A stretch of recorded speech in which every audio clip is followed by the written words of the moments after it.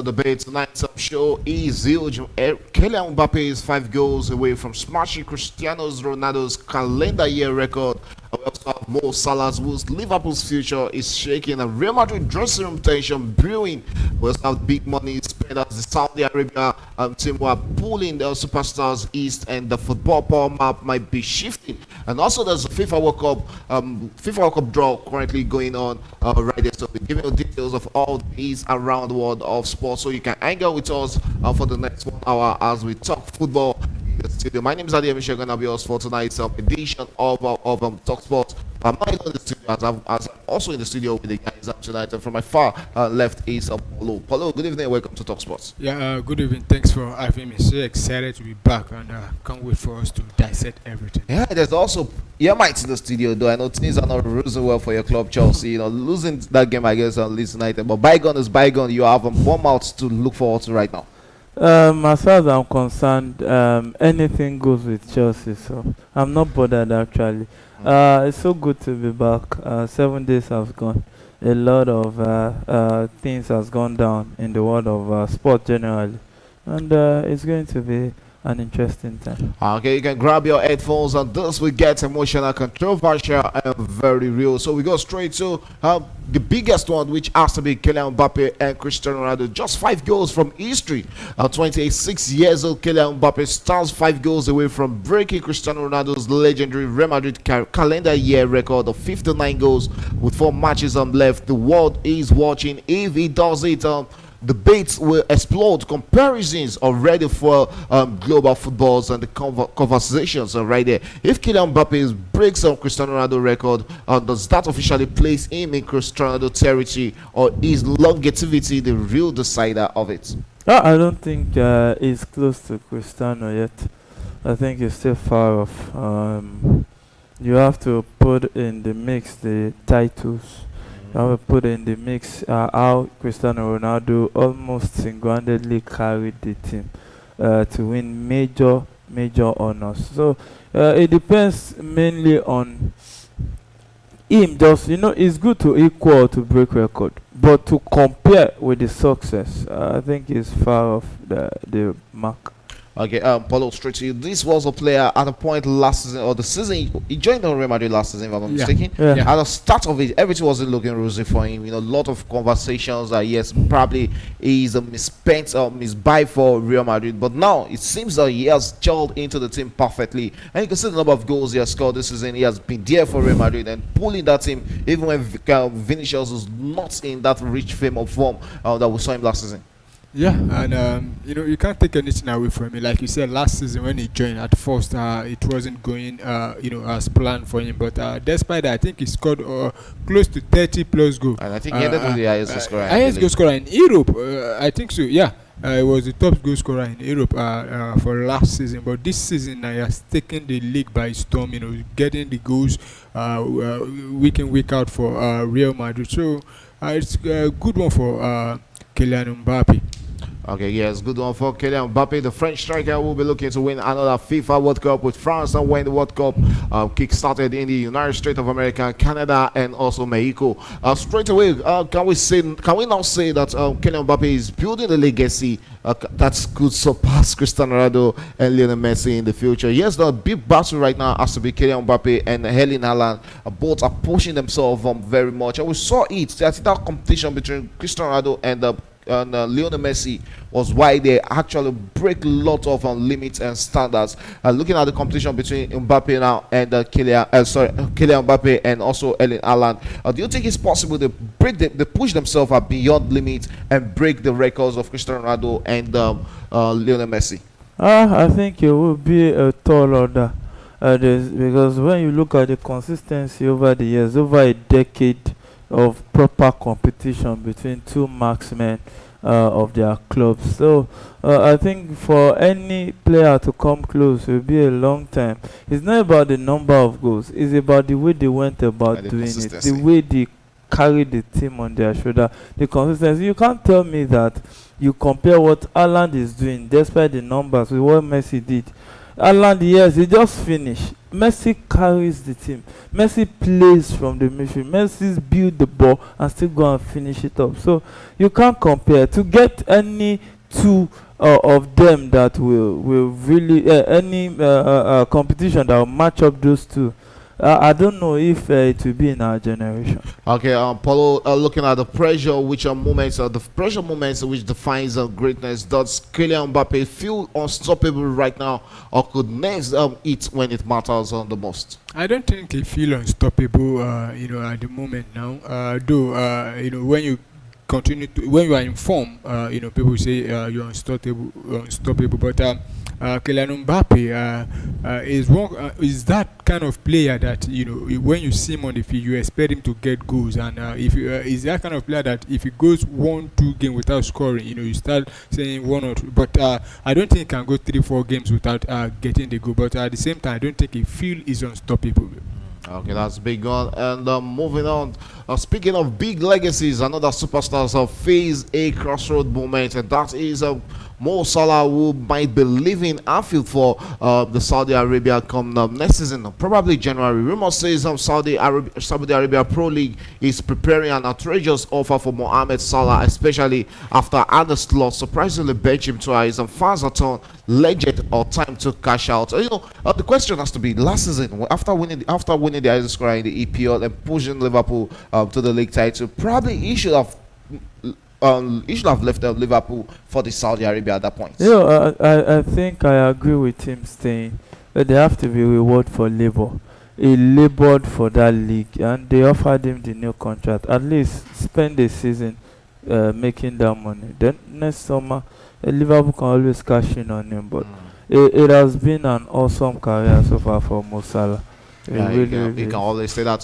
Paulo, if Mo Salah if Saudi offers a life-changing money, should Salah leaves now or finish strong at Liverpool? That's talking about January. Yeah, but it depending on what you mean by life-changing salary, because at Liverpool Liverpool already is on 400. Yeah, you can get around 700 to 800 in Saudi Arabia. But I think there are some players that have earned that before in the past. In the EPL? No, not in the EPL. But I don't think that should be enough to convince Mo Salah. Already 400, like you said, is also a big money for him. If he's going there, I don't think it's just solely because of the money. Probably he wants to also change new environment, and they expect him to remain in Europe at all. So, though if Saudi comes and it might be going, but at the same time, you look at Mo Salah, I think he'll still be at Liverpool come next season. Okay, let's say that is a big one to say if Mo Salah will remain at Liverpool come end of next season. Will Liverpool fans actually forgive him if he chooses the Saudi Arabian move, or will it be like another betrayal? We've seen how abysmal they've been towards what's it called, Trent Arnold, who moved to Real Madrid. They've been hostile to him. And should Mo Salah also be preparing for such atmosphere? Should he leave Liverpool? I think Mo Salah's issue is different. You have to consider the age. Then number two, you have to consider that he has given his all. I don't think there's any Liverpool fan who will say that Mo Salah has not served them well and served them to his own capacity. One of the pain I feel the Liverpool fans towards Trent is that he left at the peak of his career. So I think there are two different story. I think Mo Salah, if he decides to leave now, I think what he should get from the Anfield faithful is a standing ovation. Okay, as it's left to say if Mo Salah will get that standing ovation for good work done since joining this Liverpool side. He was actually he didn't make the mark at Chelsea. Went on to join Fiorentina, from Fiorentina to Roma, then from Roma back to Liverpool, where he actually turned himself into a legend. Paulo, if Salah leaves, what does Liverpool looks like next season? Rebuild, reset, or revolution? I think they've started planning, because you look at Liverpool, the last two games, he hasn't, he was dropped to the bench. I think he didn't feature the second to the last one at all. But I think They'll be rebuilding again because Have they been able to get a good replacement for Mo Salah? not at all. They've not been able to do that at all. So when he leaves, if he leaves next season, I think they'll be rebuilding, trying to look for someone to replace him. And I think he's still under a rebuilding process because so far the guys they've brought in also. This season they've not really worked that. I can't mention one of the new signings Liverpool have brought in that's impressed or I think Ekitike has impressed. But Ekitike is more of a striker. But at the impressed. same time, Ekitike is not having enough playing time again. In the last 3 games, I think he hasn't scored any goal. Mo Salah's has been playing more games for Liverpool. That is what I'm saying. That I haven't seen Ekitike actually started brilliantly, but in the last couple of weeks now, I've not even heard of him. He's not scoring again simply because he has been dropped to the bench. So I think if Mo Salah decides to leave next season, Liverpool needs to start afresh again. Okay, so that is it on the Mo Salah and Liverpool. I will be putting eyes in the media to see where the Egyptian god actually moved to after Liverpool. Will he be redeeming his season? Yes, there's still time for redemption. I'll get straight away from Mo Salah's on questions on Mo Salah's future, and also Mbappe is writing his redemption arc right now, and also talking about a year after missing the decisive penalty at Sam Mendes. We have Kylian Mbappe who returned with fire 2 goals and assists. Storytelling in football doesn't get a better embarrassment, revenge, and triumph. Why do redemption stories emotionally hook footballers and football fans more than statistics? Because we've seen Chelsea fans also, take the Chelsea defender Tosin Adarabioyo to the cleansers after that miss, after that that performance against Leeds United. Yeah, when you look at football is an emotional game, whereby you mostly get caught up in the spur of the moment. You just want to win, and forgetting that in any game of football there are 3 chances, and in some playoff games it has to be 1 winner and 1 loser. So I think the emotions mostly get the better of the fans, and it's not as if many people has that emotional maturity or emotional intelligence to actually wrap up their emotions and do something about it. We've seen people go as far as killing each other because of the games, which is something that we debunk here at Premier Sports Fan Center, but it doesn't change the fact that these things happen. I think is one other part that maybe FIFA can look into it. Yeah. Maybe talk to the fans, engage the fans. Let role models, former stars, sit with fans, especially the growing ones.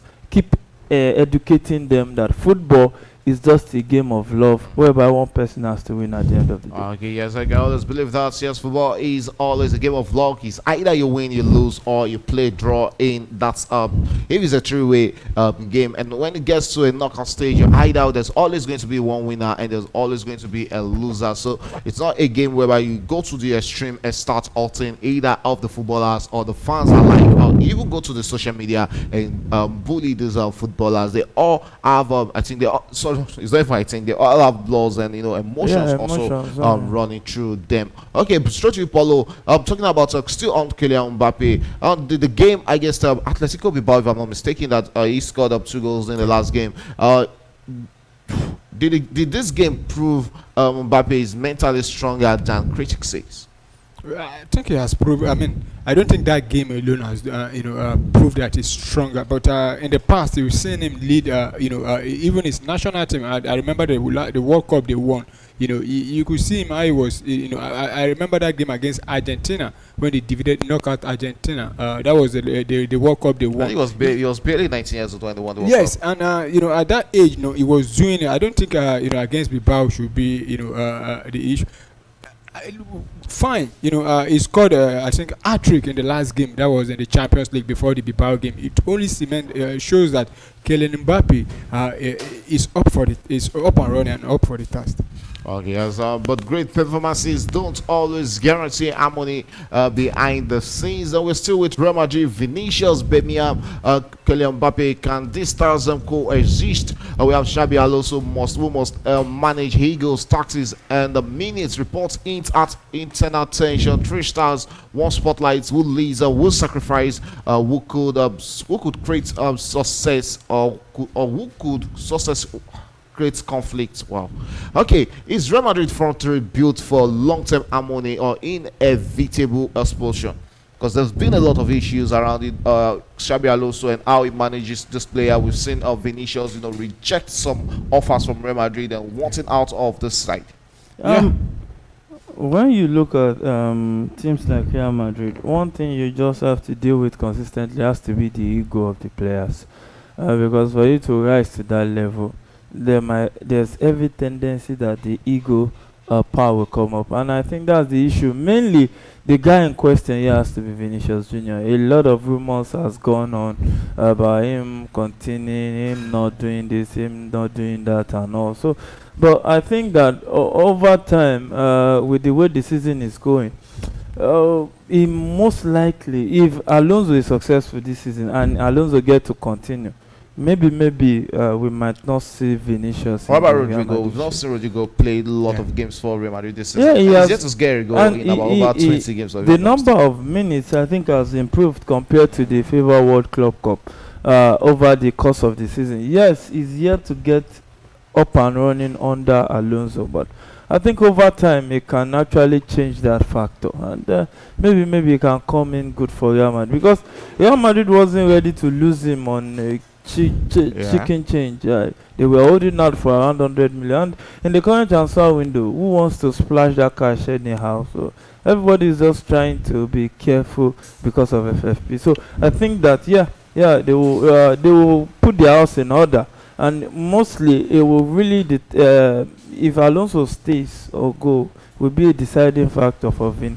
Okay, yes, that's surely going to be a deciding factor for Vinicius. Either one of him, or either Xavi Alonso, or is he going to be Vinicius? One might be living for each other in that of Real Madrid dressing room. Paulo, we've looked at all the players in that Real Madrid. If one superstar could eventually be pushed out, who do you think is going to be?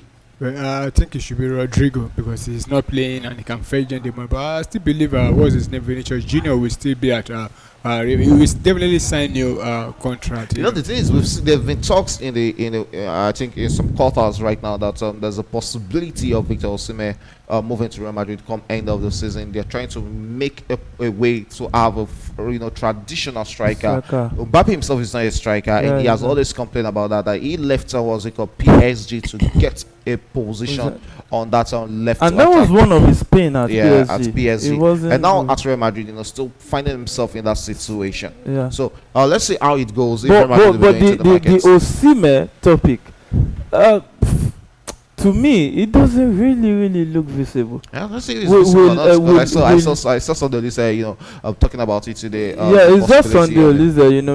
All this international says to push the players, the narrative and all. But I don't see Real Madrid doing that, because if you look at the body language of...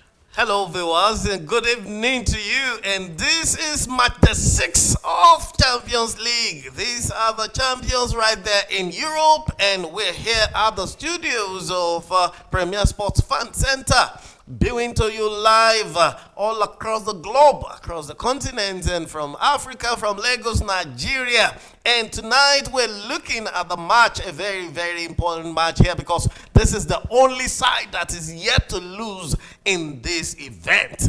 At Arsenal Football Club of London have had 100% until this match, and tonight they face Club FC Brugge of Belgium.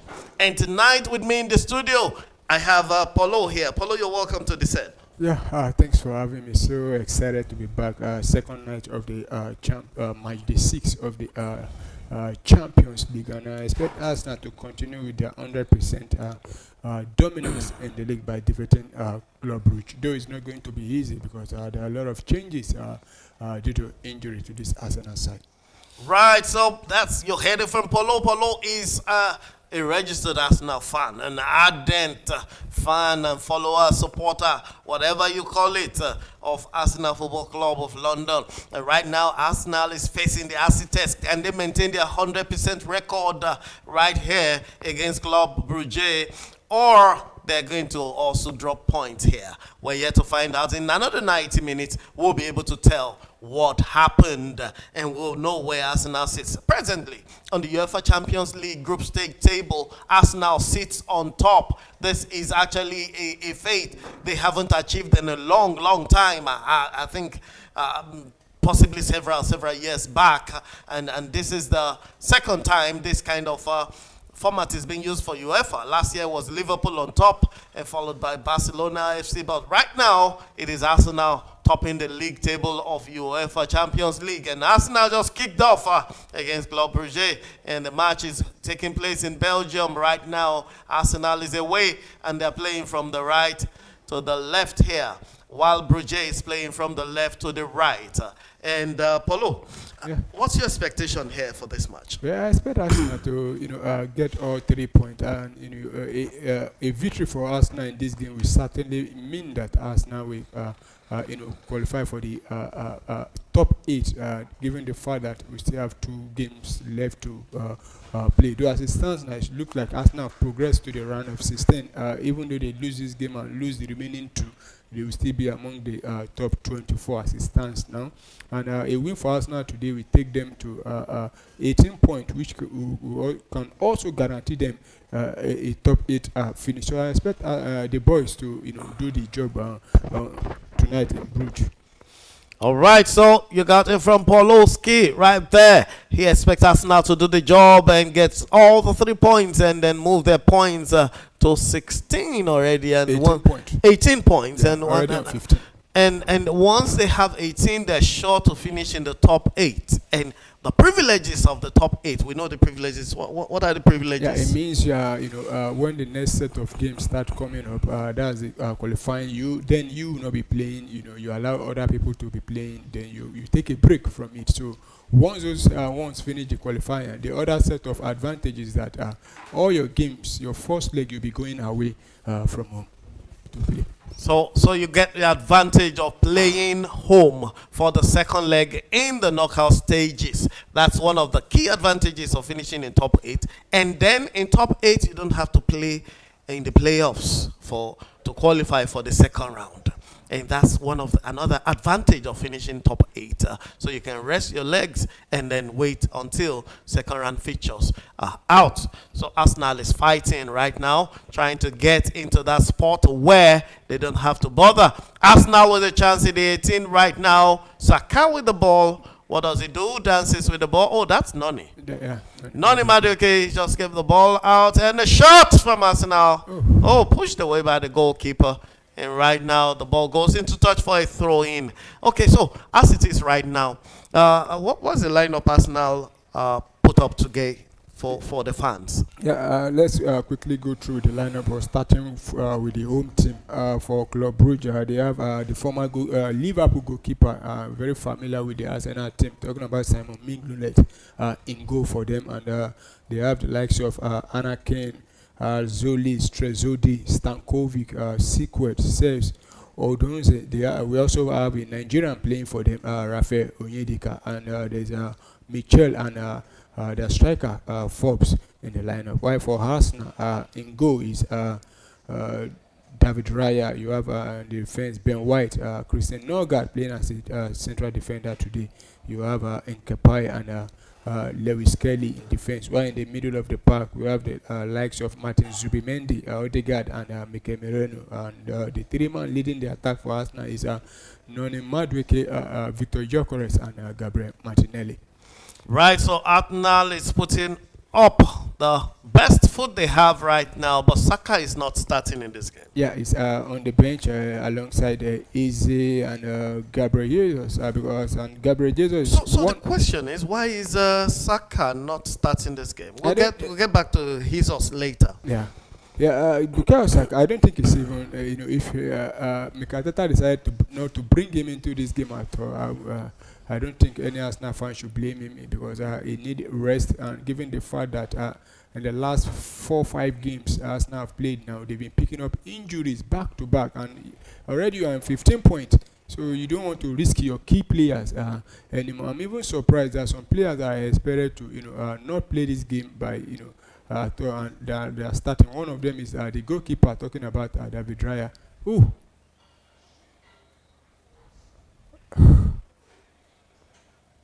There was a confusion. That was a serious confusion in the defense of Arsenal, and the defender was just protecting the ball and the goalkeeper from the attack of the Brugge guy, Club Brugge player, who was going to run into David Raya, and then somersaulted over. So Saka is on the bench being rested. Eze is also being rested.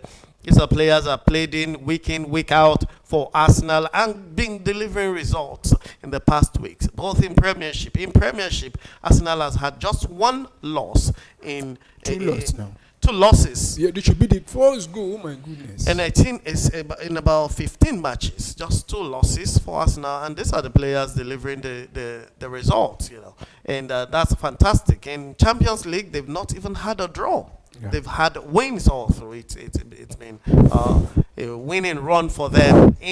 This is the 6th game in Champions League, and that have been very fantastic this year. To the extent that some people are saying Arsenal may just nip it this year. Do you agree with that postulation? Yeah, as an Arsenal fan, I agree 100% completely with that. And given the fact the way we've been playing, not just from this season, from last season, you could see the way Arsenal have been, progressing, going forward in the Champions League. Last season, we were narrowly beaten. Let me use the word narrow because we gave all out everything against Paris Saint-Germain, who eventually go ahead and win the Champions League. And this time around, we want to go a step further by going to the finals and winning the Champions League. Right, so Arsenal believes right now, fans of Arsenal, Gunners all believe that it is possible this year to do a treble, or a double, or as the case may be, EPL, Champions League, and possibly one of the other cups. You're still in the Carabao, I guess, and still in the FA Cup. Yeah, the FA Cup hasn't started, but the Carabao Cup will be coming up. Though the Carabao Cup will be coming on next week, but Arsenal will not be playing because of Crystal Palace. So they've moved the Arsenal game to in 2 weeks' time. For the Carabao Cup, okay. Yes, but so the other features will go on next week. Right, so it is possible. Arsenal fans believe, and we watch. We do not complain. We do not talk. We just watch. Let's see how this plays out this season. Paulo, what's this myth about this name they call Arsenal all over the place around the shores of Nigeria, nearly FC, your second FC? What's that thing about? Well, those names are just from our rivals, the bitter ones that don't want to see us progress. If you say second FC, it's a table of 20 teams in the league, and one person must top the group, and others will follow up. So we've coming out short on 2 or 3 seasons now in a row. It's not easy, if you are in 3rd position now claiming second FC, Arsenal is still better than you when you are 3rd position, and you try to laugh at a team that is in second. And one thing I've noticed with our those fans is that they always believe once the season starts, it's always Arsenal to win the league or win the Champions League. They don't tend to talk about their own team. If you ask them what's your team playing for, they will be giving you all excuses. Just in the name of getting Arsenal. Yeah. Frustrated. Even this season, I'm calling you second FC or nearly FC. Yeah. Which one would you prefer, nearly FC or second FC? Well, if you don't get closer to it, there's no you're going to win it. Okay, so nearly is better. Well, it's not about being nearly, but you need to get. Viewers, we're just pulling our legs out here. We're just tackling Paulo here. I know his passion and emotion for the club, Arsenal Football Club of London, Gunners, they call themselves, who support Arsenal, and I know how much Polo is involved, as we're pulling his legs. Not nearly FC. I think Arsenal has done well in the past 3 seasons. They have come really, really close, knocking the doors, and a corner kick for Arsenal, saved by the goalkeeper. And Madueke will stay there again, try to pull the cross against. Is he going to pull the cross? He runs in and he pulls the cross, but doesn't go far. Deflected by the defender, header out. And Rice will step up, and Rice has been pushed down, and the referee says there's no foul. Oh, that's not Rice. White. That's White. Then White was pushed down right there in the 18. Oh, just outside the 18 of Club Brugge, but the referee says no infringement there, and it says game should continue. It's now a goal kick awarded to Club Brugge, and that will be taken shortly. And while they're preparing for that, I think the referee is making some explanation here. Wonder what that is. But the goal kick has been taken. A short one from the defender to the goalkeeper, who takes a longish one into the midfield. Now Club Brugge has the ball in the directly in the half line. They're trying to build something here. They're cooking here. But let's see if they can cook enough to make it count. So, Paulo, Yeah. let's look at it this way. When was the last time Arsenal won the Champions League? Well, Arsenal have not won the Champions League before. But before we go into that, I need to correct something. When I was reading out the Club Brugge lineup, I made mention of the former Liverpool goalkeeper Simon Mignolet. Okay. I think from the lineup he was supposed to be in goal, but I think he picked up A warm-up injury, and and was he has been replaced. replaced by Van der Erve for Club Brugge. So because our viewers might be watching and seeing, they are not seeing What you Mignolet. mean on that? Okay, Yeah, so but for back to your question, Arsenal's not won the Champions League. The closest we've come was in 2006, against Barcelona. We know what happened on that day. I think Barcelona were playing with 12 men plus the referee, sending off our goalkeeper, and that day, everything was against Arsenal, and at the end of the day, we couldn't hold on to our lead. And Barcelona came in with Samuel Eto'o and co, and they won it. So that was the closest Arsenal have come. okay, so to Arsenal has never won the Champions League. How about the cup winners? I mean, what's it called? The nearest cup to the Champions League, which is now touted Europa League. There used to be a name for it earlier. That is what they call it, the Europa League. It's presently the Europa League. Yeah, and it used to. I'm trying to remember the name, but the last time Arsenal, we've been to the final of that competition. I think about 2 times. The first time we lost, it was I think back in 2000 and is it 2001 or 2? Trying to remember the precise year. We lost to Galatasaray then, and the other one was against Chelsea. We lost that one also, but Arsenal have only managed to win the what they call it now, the Cup Winners' Cup, the European Cup Winners' Cup. That's the Europa League. That's the second level. Yeah, but a lot of people will say it's not the same.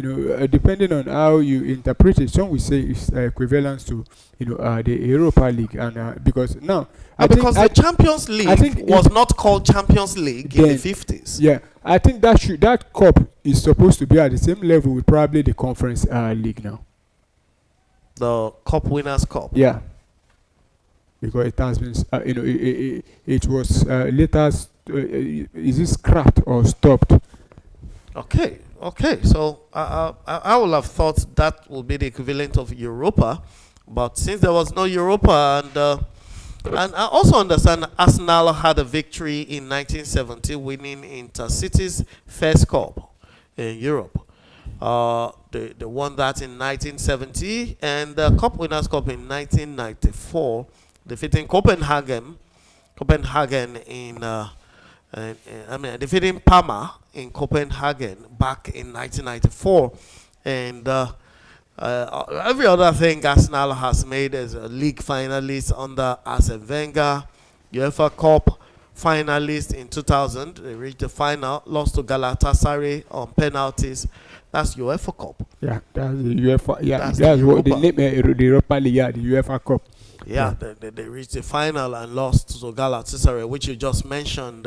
And Arsenal hasn't done much. They've not had much success in Europe, despite the age of Arsenal. Arsenal, I believe, was founded in 1896 or so. 18, yeah. So 1896. They've come very close, and they've not been having a lot of success, like you said, in Europe. Some people will say, during the time of Arsene Wenger era, they could have, won it. But you look at it, you say, oh, when parading the likes of Henry, Beckham, and Co, you couldn't win it then, despite having those people. Like I said earlier on, the closest was, the 2006 final. And I want to believe if, what's his name now? The former Arsenal goalkeeper, Jens Lehmann, didn't pick up a red card in that game, I think Arsenal would have gone on to win that game. Right. So Arsenal hasn't made much success in European adventure. And all the one were little trophies, second level, third level European competition. But Arsenal is here fighting for something big now in the Champions League, and on top of the table, they're sitting right there, number one on the log of the revamped UEFA Champions League format table. They're sitting comfortably with 15 points. So definitely they have qualified for top 16. Now winning today will push them to 18 points, and they will be qualifying as top 8 already with 2 matches in hand. And that is a remarkable thing. It means Arsenal is trying to make a statement this particular season, saying that we're not just here to watch and clap for others. Last season, we know Arsenal got to the semi-finals, only defeated by PSG, who eventually went on to win the Champions League, and they won it fair and square, defeating Inter Milan woefully in that final. But this year, I think Arsenal will rather go further than that, not just get in the final, but try and win it. But that is left to time to tell. That will happen in April, May, and we'll see how that goes. So right now, the game is at the 17th minute, and Arsenal is taking on Club Brugge. Club Brugge hosting Arsenal in Belgium in the match day 6 of Champions League encounter. And right now, goal line remains 0-0, 0-0 on either side. The match has been pretty tight. Both sides matching up almost equally. Arsenal doing more of the attacking, but most of the ball has been played in the midfield. Not much progress in the dangerous third as it is, but Arsenal keeps building, trying to cook something here. The defenders are pushing the ball from one side to another. And then Ben White will return the ball, and then he'll give it to there is Kelly there. And then Kelly will return the ball, push the ball forward, and ball that's gone into touch for a throw into Arsenal right here. And Arsenal will have us restart from a throw-in. Merino just walked off. He was the one that won that throw-in for Arsenal. And in other games going on in Europe Champions League, Borussia Dortmund has just put in 1 against Bodo Glimt. Borussia Dortmund has got 1 against Bodo Glimt, and I don't think Dortmund is doing well already in the league. They are doing well. I think they should. A win for them today could put them in the top 8 already. Before the game started, they sit on the number 10th position. So a win for them today will take them to 13 points, which could see them end inside the top 8 as it stands. Right, so if they go into top 8 as it stands, they are number 9 on the table. Should they win and remains this way, they remain on number 9, and they've gone in for the top 8. 11 points already. That means what they had before now. No, I think they've not added the point. So that will take them to 14 points. Oh no. Okay, we'll see in a moment, and we'll get back to you. So earlier in the day, some matches happened, and Karabakh FK faced Ajax. And we spoke about Ajax just a few weeks ago. Ajax not doing well, 0 points in 5 encounters. Ajax just picked up 30 points today. Yeah, surprisingly, they came from behind twice to got the victory, and scored 4 goals today away from. Thank God you're in the studio here. We are all here together. When we talked about them during one of our talk sport, yes. We talked about how they've been poor And today, surprisingly, I wasn't expecting that them to get the victory over Karabakh, and surprisingly, they picked out 3 points. Also, one of the team I mentioned that day is Villarreal. When I was asked the most disappointing, I mentioned Villarreal and Benfica. Yes. I didn't even rate Ajax because I was saying Ajax, they've sold all their best players, so I don't expect them to perform much. But Benfica and Villarreal today also lost at home against Copenhagen. Villarreal is not doing well, and they're doing well in La Liga. Yeah, that's They're just the sitting difference. very closely to Real Madrid, 1 point behind Real Madrid on the league table, and they're just number 3 on that Spanish La Liga. They've been fighting and winning their games. But I think it shows the level of the La Liga this season, because when it comes to most of the clubs from representing La Liga in Europe, once they've been well beaten, in Europe. You see the likes of Atletico Bilbao, Villarreal, Atletico Madrid. Though Atletico Madrid won yesterday, but I could remember years back, the Spanish teams, in the semi-finals or quarter-final, you tend to see about 3-4, going as far as. But these days now, you only see, 2 making it into the. They should be the goal for us now. Oh my goodness. That was so close. Wow. Arsenal nearly got one there, but the goalpost would deny Arsenal. The goalpost, coupled with the goalkeeper, decided that Arsenal will not score yet. Time now is 21 minutes. Arsenal still pushing forward, trying to score. So in the Ajax game, we'll have goals coming from Dolberg, Glauch scoring twice, and we have Gael scoring also at the 83rd minute. And the game ended 4-2 in favor of Ajax of Amsterdam, away to Karabakh FK. And Villarreal at home will lose to Copenhagen. Copenhagen will visit and defeat Villarreal at home. The goals for Villarreal was scored by Komesana and Oluwaseyi. Oluwaseyi scored the second goal for Villarreal, but Copenhagen will score the third one at 90 minutes at the dead of it, and they will pick all the 3 points from Villarreal in that encounter. So those are the 2 early matches that were played today, and right now we're on the league. Bayer Leverkusen has scored a goal against Newcastle United. Oh my goodness, that was just an ill luck. The goalpost denied Arsenal right there. Ball just went straight for the post and bounced back. Okay, so Andrich has got one in for Bayer Leverkusen against Newcastle United at the 13th minute of the game. And also, we have a goal here. Benfica has scored against Napoli. Benfica, we spoke about Benfica just recently. The goal was scored by Rios. Rios scored the goal. Richard Rios scored a goal at the 28th minute, leading Napoli right now in the city of Benfica. Okay, so also we said Borussia Dortmund scored 1-0 against Bodo Glimt, and the rest of the games, Club Brugge versus Arsenal is still 0-0. Juventus versus Pafos FC still 0-0. Real Madrid and Manchester City also still pulling on their shirts and tugging it out, and the goal is yet to show up. No goal at all in that encounter so far. And Arsenal continues to knock on the door, but Club Brugge seems to have fortified their defense. They've used all the magic they have in keeping Arsenal goals from coming in, including the goal line, goal post. The goalkeeper has been fantastic.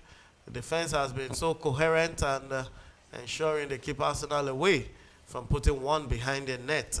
As it is still 0 to Arsenal, 0 to Club Brugge of Belgium.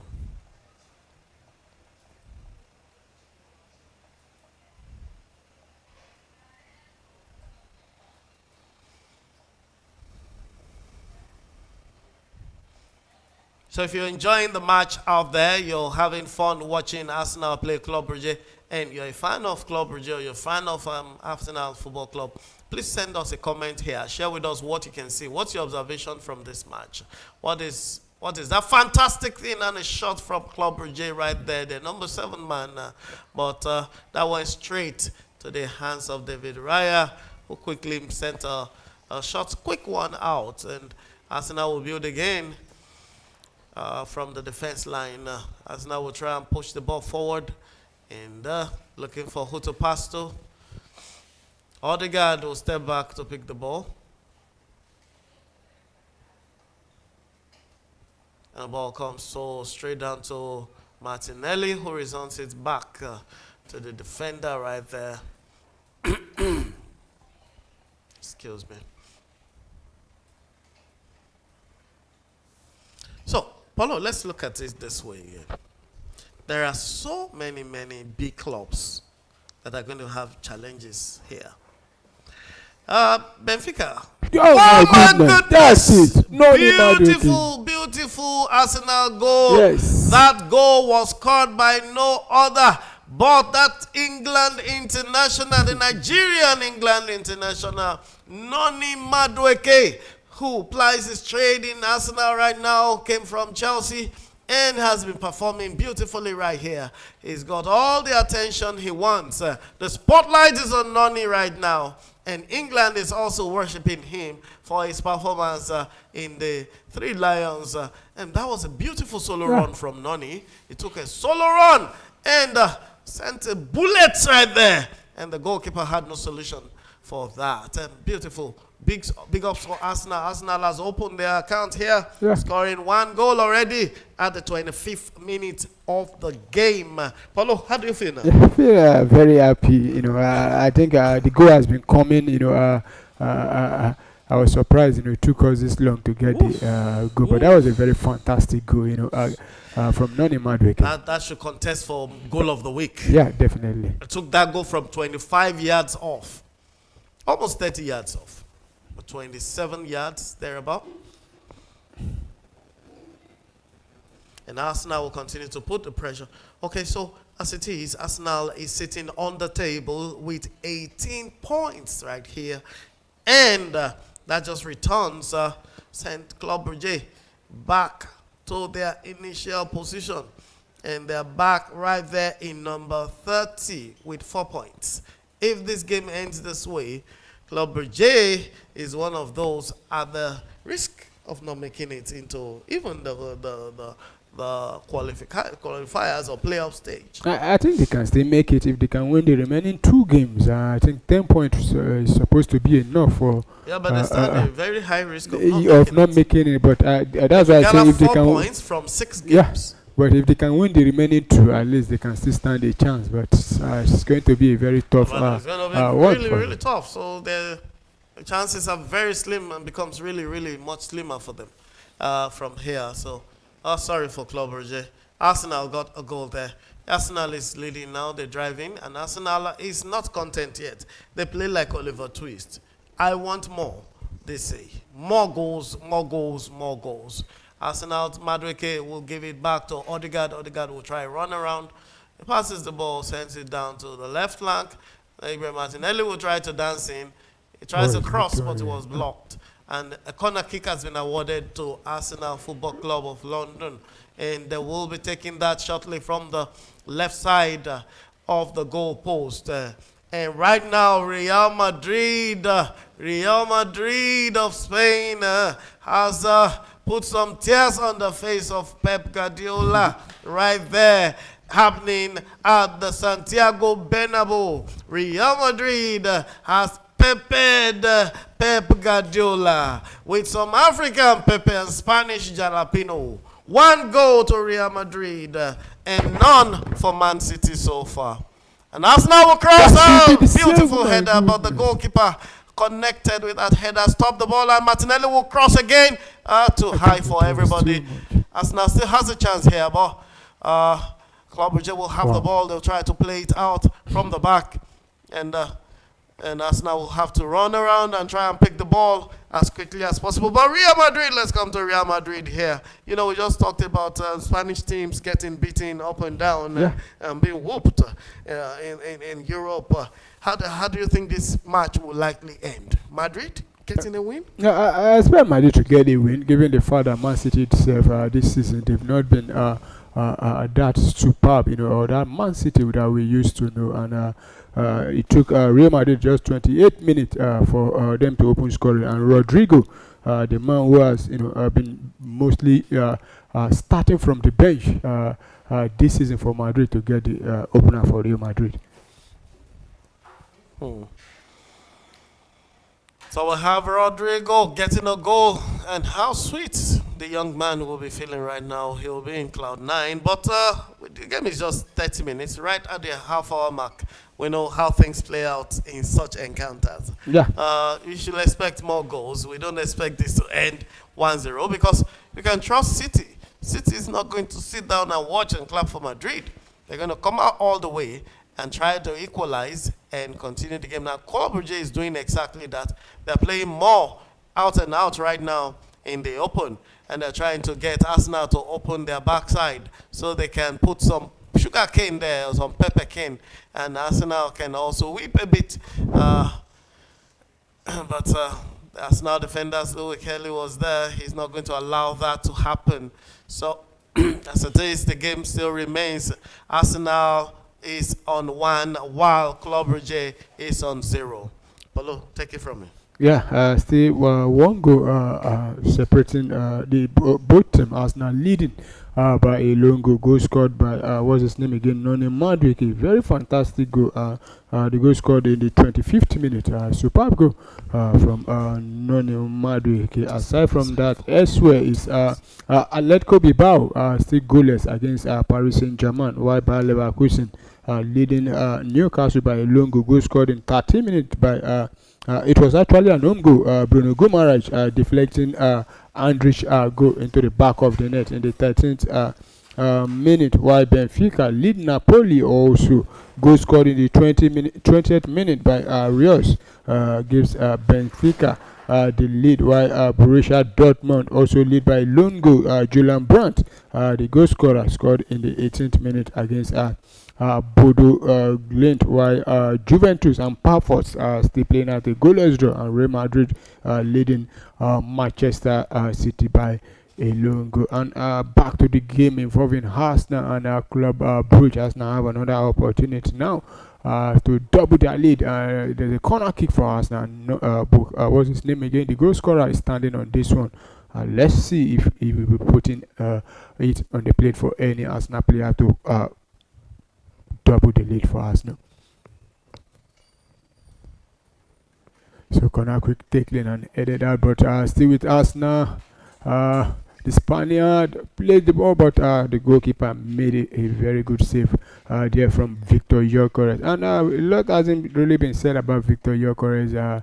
I can't remember the last time he has scored for Arsenal, though he has been out injured. But I think this should be his first start since he came back from injury. We just hope that he will pick up form on time for Arsenal, because the league is gradually winding down, and now is the time for a serious business, and Arsenal needs all their players to be at their best at this time in time now, because the matches are coming thick and faster. So also I tried to talk about what's his name earlier on, Gabriel Jesus, and Gabriel Jesus hasn't featured for Arsenal over going to a year plus now, but he's back and fit. Initially he wasn't in the Champions League squad, but he has been included because Max Doman has been withdrawn because he picked up an injury that will rule him out for about 2 months, and that has forced Arsenal, Mikel Arteta, to withdraw his inclusion and add what's his name again now, Gabriel Jesus, into the league. But here comes Club Brugge losing that opportunity, but wins back possession again with Carlos Forbes now, still with Forbes, and he tried to take a shot, a deflected one back, and to roll out for throwing to Club Brugge there. And let's remind our viewers again that Arsenal is playing a central midfielder as a central defender in this game. You have a defensive midfielder in Christian Nogard playing as a centre back, because Arsenal is having a centre back crisis as it stands now. Almost all the fully fit almost all the centre backs are out injured, and this will be the 7th centre back pairing that Arsenal will be using this season. And let's see how Nogard will fare in this game. So far, he has been a little bit solid, but I think the Incapai has been covering up very well at the back there. But here comes Carlos Vap one-on-one with Lewis Kelly, and he tried to run in. And could this be the opportunity for? Oh my goodness! There was no any Club Brugge player to tap that one in there. Carlos Vap doing a very good job there, and I think that was a terrible mark in there from Lewis Kelly, opening up and giving Carlos Forbes time and space there, and he put in the cross, but there was nobody from his teammate to, come and tap that one in. But Arsenal now return defense into attack. So it's still Arsenal in possession. Lewis Kelly finds Nkapai. Nkapai rolled the ball back to Norgard, who hold on to possession. Back to Benjamin White, dropping it back into the midfield for Mikemi Renu now in possession. Still Arsenal dominating possession. Arsenal now controlling the ball inside the half of Club Brugge there. Still Arsenal in possession. What can they do now? Can they make it two? Another long pass there. Madueke mirror down, but I think the ball will roll out for a throw-in, and it's going to be thrown to us now.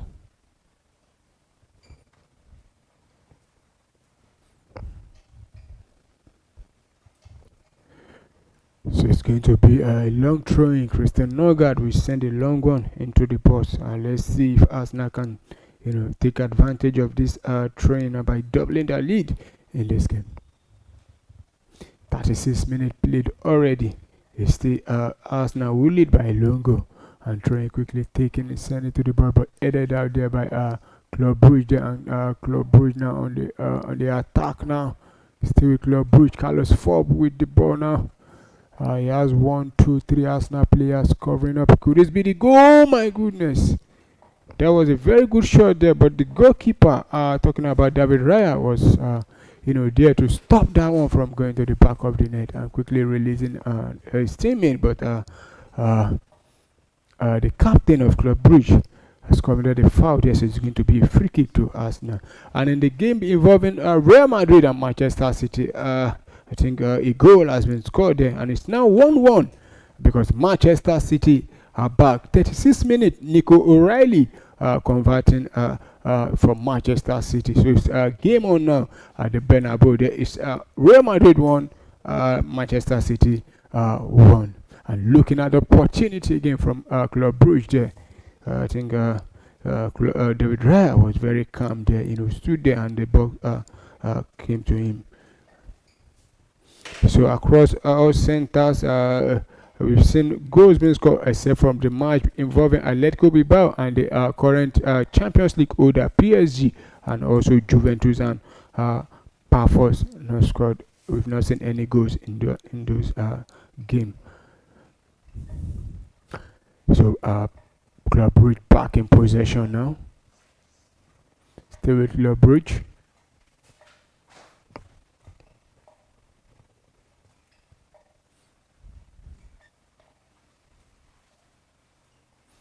Still Club Brugge now attacking from the left hand side now, trying to run into the box of box 18 there, sending it backward now, but back in possession again. Club Brugge. 37 minutes played already. It's the Club Brugge who are in possession. My goodness, that was a long range shot from Club Brugge here. David Raya,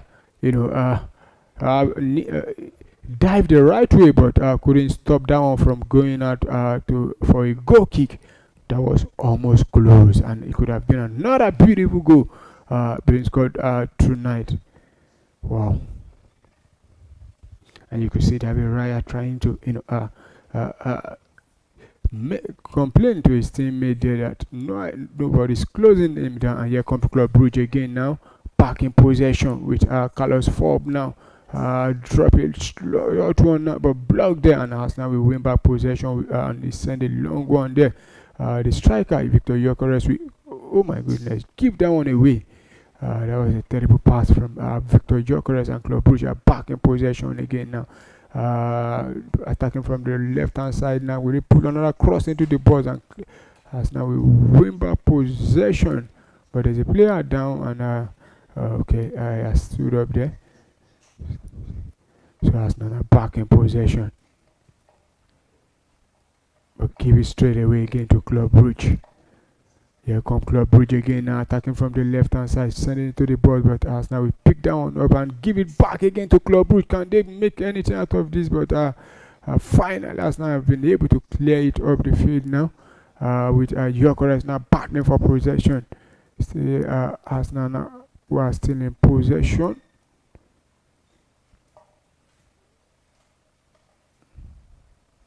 So as now back in possession. Send it straight in the midfield, but send it backward.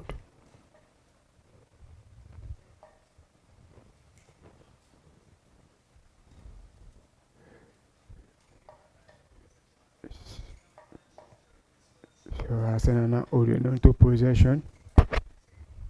We've seen 40 minutes of football played already in Brugge there. It's still Arsenal who lead away from home as it stands.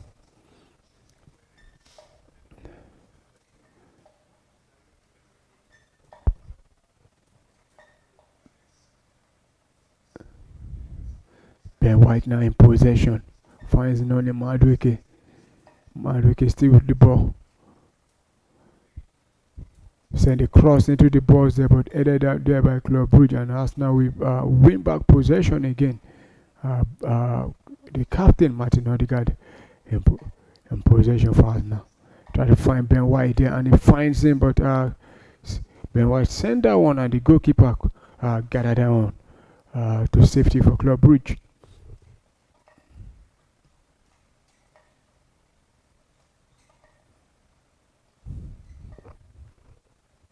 So Club Brugge in possession inside their own half.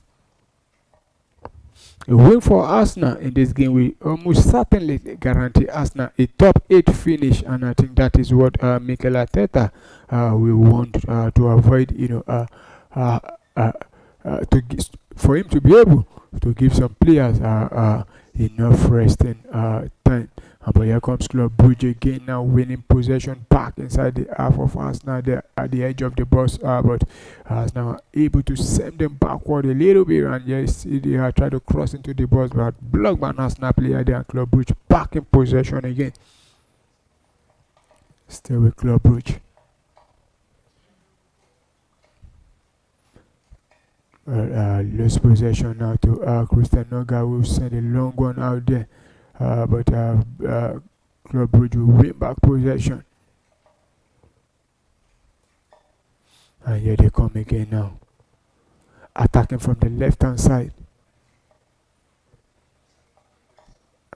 Another pass inside the box there. A little bit of scramble there.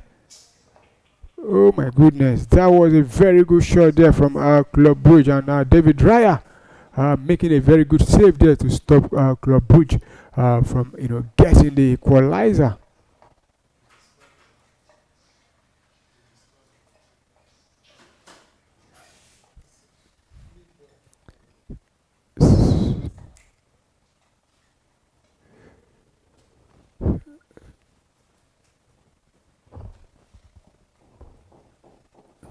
So Club Brugge back in possession again.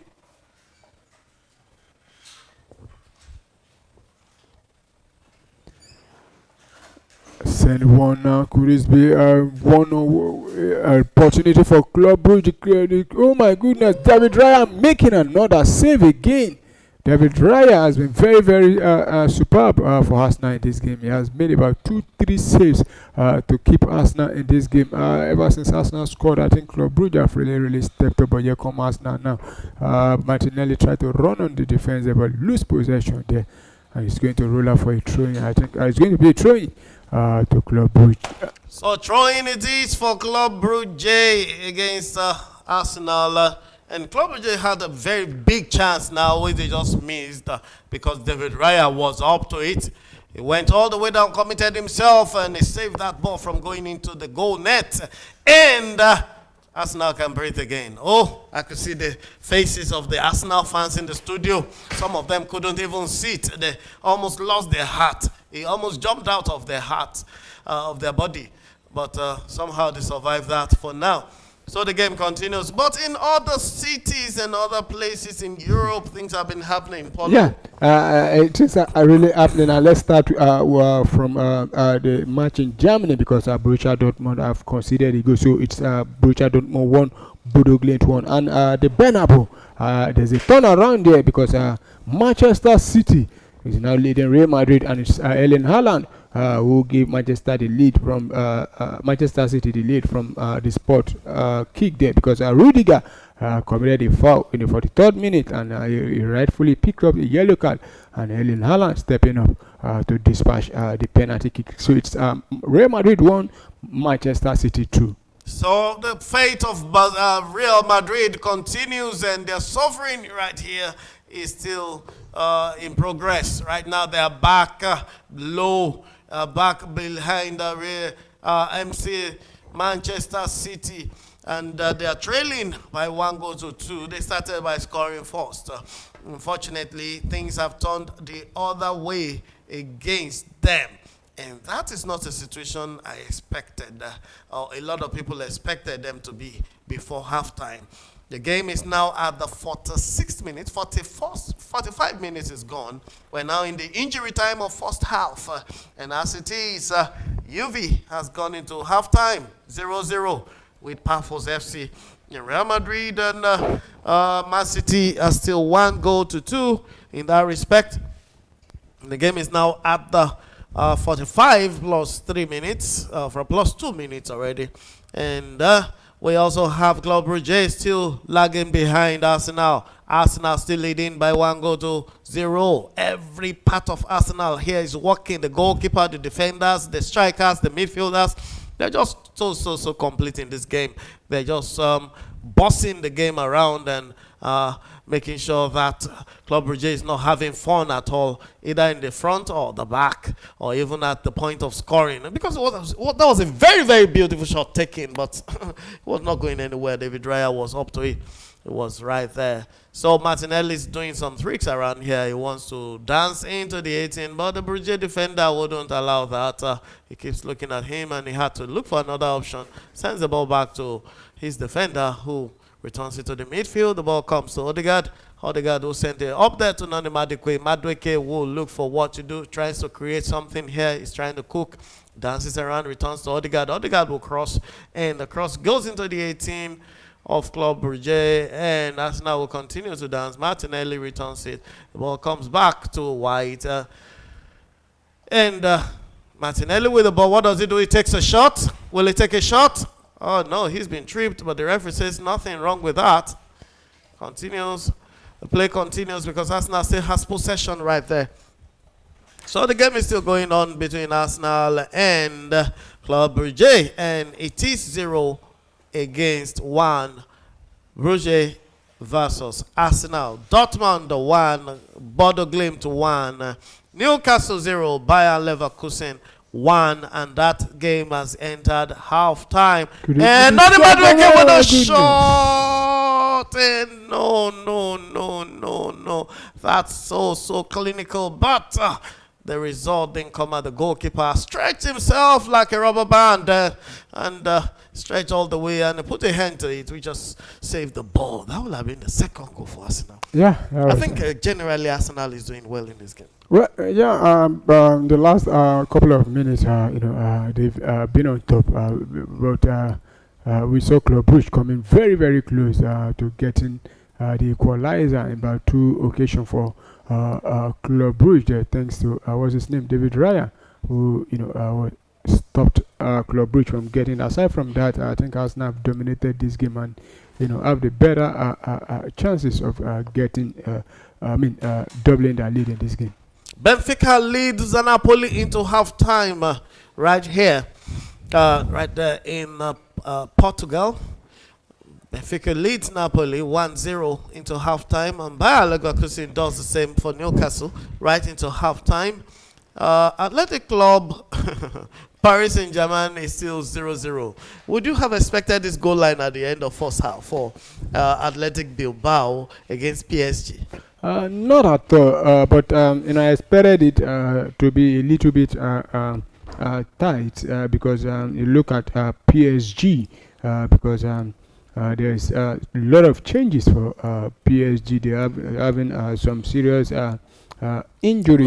You look at the lineup, you say in goal, not the first choice goalkeeper in the goal is Safanov, who is in goal, and you look at the other guys there, Zaire Emery, Fabian Ruiz, Pacho, William Pacho, João Neves, Nuno Mendes, Mayulu Marquinhos, Carrasquilla, Ferreira, and Bacola. The likes of Hakimi is not in the field because he's out injured. No Ousmane Dembele, but Doué has been managed to get fit and is on the bench for PSG. And for Atletico Bilbao also, they why I said the game is going to be a little bit tough for PSG is because I think these are the last chance for what they call them Atletico Bilbao, because a lose today might certainly means they are out, though they still have 2 games to go, but they've not been performing well.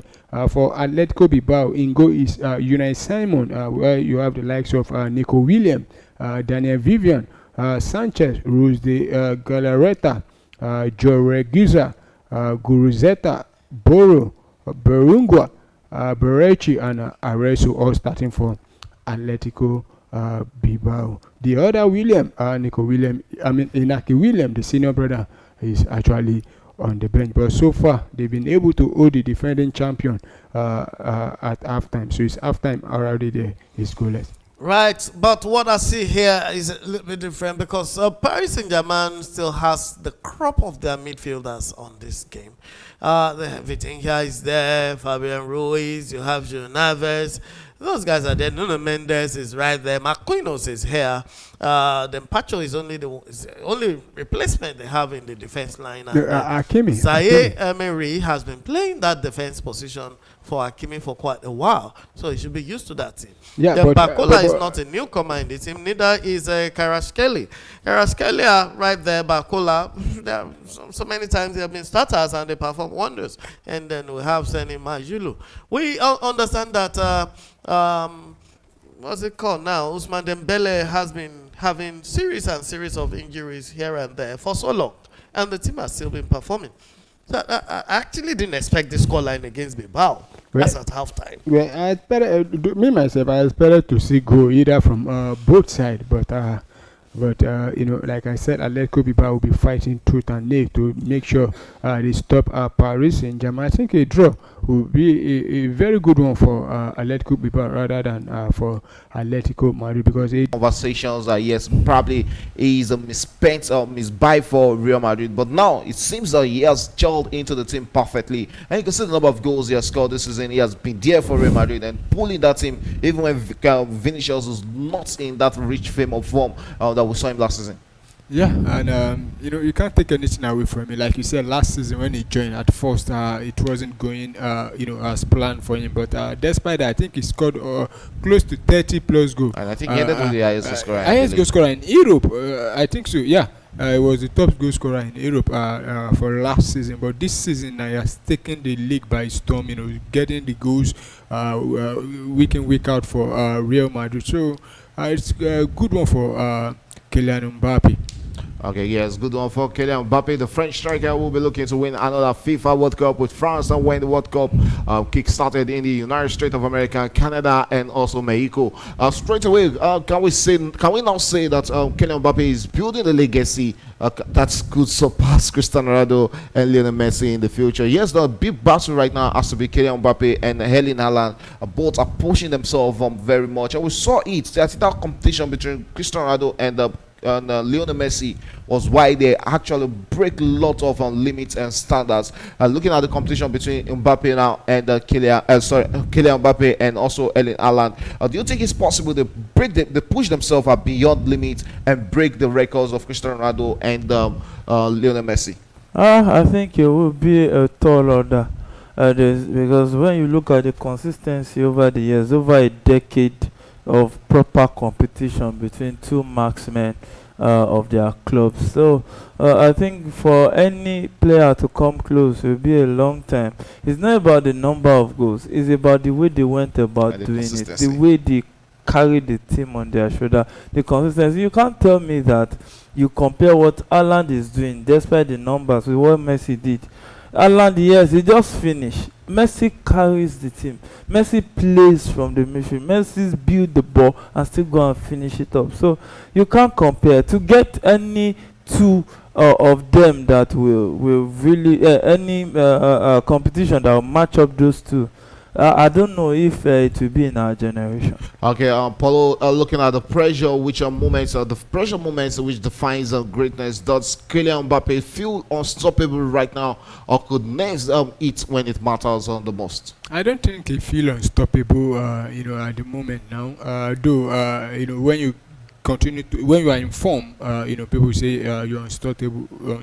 But Kylian Mbappe is that kind of player that when you see him on the field, you expect him to get goals, and if is that kind of player that if he goes 1-2 games without scoring, you start saying 1 or 2. But I don't think he can go 3-4 games without getting the goal. But at the same time, I don't think he feel is unstoppable. Okay, that's big one. And moving on, speaking of big legacies, another superstars of phase a crossroad moment, and that is Mo Salah, who might be leaving Anfield for the Saudi Arabia come next season, probably January. Rumor says Saudi Arabia Pro League is preparing an outrageous offer for Mohamed Salah, especially after Arne Slot surprisingly benched him twice, and fans are torn. Legend or time to cash out? The question has to be last season after winning the highest score in the EPL and pushing Liverpool to the league title. Probably he should have left Liverpool for the Saudi Arabia at that point. I think I agree with him staying. But there have to be reward for labor. He labored for that league, and they offered him the new contract. At least spend the season making that money. Then next summer, Liverpool can always cash in on him. But it has been an awesome career so far for Mo Salah. Yeah, you can always say that. Paulo, if Mo Salah if Saudi offers a life-changing money, should Salah leaves now or finish strong at Liverpool? That's talking about January. Yeah, but it depending on what you mean by life-changing salary, because at I Liverpool think already, it's on 400. Yeah. He can get around 700 to 800 in Saudi Arabia. but I think there are some players that have earned that before in the past. In the EPL? No, not in the EPL, but I don't think that should be enough to convince Mo Salah. Already 400, like you said, is also a big money for him. If he's going there, I don't think it's just solely because of the money. Probably he wants to also change new environment, and I don't expect him to remain in Europe at all. So, though if Saudi comes and it might be going, but at the same time, you look at Mo Salah, I think he'll still be at Liverpool come next season. Okay, let's say that is a big one to say if Mo Salah will remain at Liverpool come end of next season. Will Liverpool fans actually forgive him if he chooses the Saudi Arabian move, or will it be like another betrayal? We've seen how abysmal they've been towards what's it called, Trent Arnold, who moved to Real Madrid. They've been hostile to him. And should Mo Salah also be preparing for such atmosphere? Should he leave Liverpool? I think Mo Salah's issue is different. You have to consider the age. Then number two, you have to consider that he has given his all. I don't think there's any Liverpool fan who will say that Mo Salah has not served them well and served them to his own capacity. One of the pain I feel the Liverpool fans towards Trent is that he left at the peak of his career. So I think there are two different story. I think Mo Salah, if he decides to leave now, I think what he should get from the Anfield faithful is a standing ovation. Okay, as it's left to say if Mo Salah will get that standing ovation for good work done since joining this Liverpool side. He was actually he didn't make the mark at Chelsea. Went on to join Fiorentina, from Fiorentina to Roma, then from Roma back to Liverpool, where he actually turned himself into a legend. Paulo, if Salah leaves, what does Liverpool looks like next season? Rebuild, reset, or revolution? I think they've started planning, because you look at Liverpool, the last 2 games, he hasn't, he was dropped to the bench. I think he didn't feature the first, the second to the last one at all. But I think they'll be rebuilding again because have they been able to get a good replacement for Mo Salah? not at all. They've not been able to do that at all. So when he leaves, if he leaves next season, I think they'll be rebuilding, trying to look for someone, to replace. And we're here again at the second half of this all-important Champions League match for Club Brugge, but not so important for Arsenal Football Club. Arsenal Football Club is playing away to Club Brugge of Belgium right now, and the goal line at the start of second half, we just resumed 5 seconds ago, is Arsenal 1 and Brugge 0. And second half has also started in various centers of Europe. Real Madrid hosting Man City. Half-time, second half has resumed for Juventus versus Pafos FC. Also for Borussia Dortmund and Bodo Glimt, our second half has resumed. Also for Benfica, Napoli, Bayern Leverkusen, Newcastle, as well as Athletic Club hosting Paris Saint-Germain, and Athletic Bilbao still holding Paris Saint-Germain to a 0-0 draw. Even at this point, that is a big surprise, and I'm sure a lot of bookmakers will have lost so much bet on that, because one would have expected PSG to have scored goals at least in the first half. It should have been a half of goals. And Arsenal has scored the second goal. Oh my goodness, second goal for Arsenal. And the same suspect here, Noni Madueke, the goal scorer for the opener, has also put one in again for Arsenal Football Club. Arsenal 2, Club Brugge 0. Wow. Gunners are all over the place now, shouting and screaming.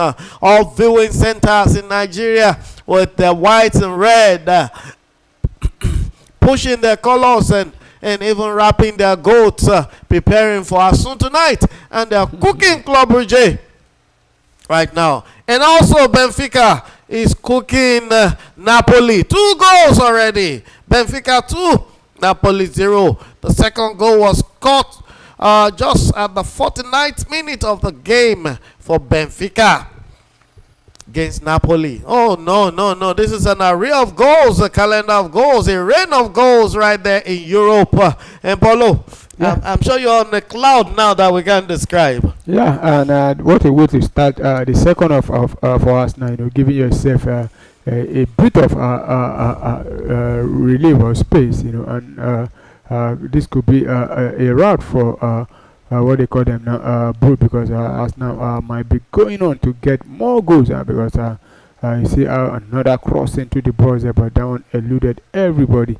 So very happy, we've come out quickly to get the second goal as early as the 47th minute. Noni Madueke, he might even go on to get an hat-trick in this game. Who knows?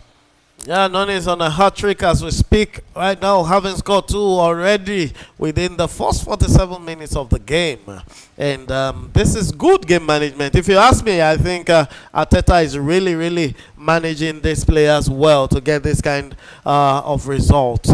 And also in another center right there, there is a penalty awarded to Newcastle right now. Penalty has been awarded to Newcastle against Bayer Leverkusen. Let's see if they convert it. And Borussia Dortmund has got a second goal already. Borussia 2, Bodo Glimt 1. Oh, so many. This is a rain of goals in the second half. And it's coming so speedily. We recorded about 4 goals already within the first 5 minutes of second half.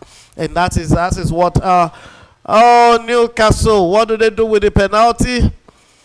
Newcastle, do they score? We'll tell you shortly. But right now being celebrated is the goal by Borussia Dortmund against Bodo Glimt.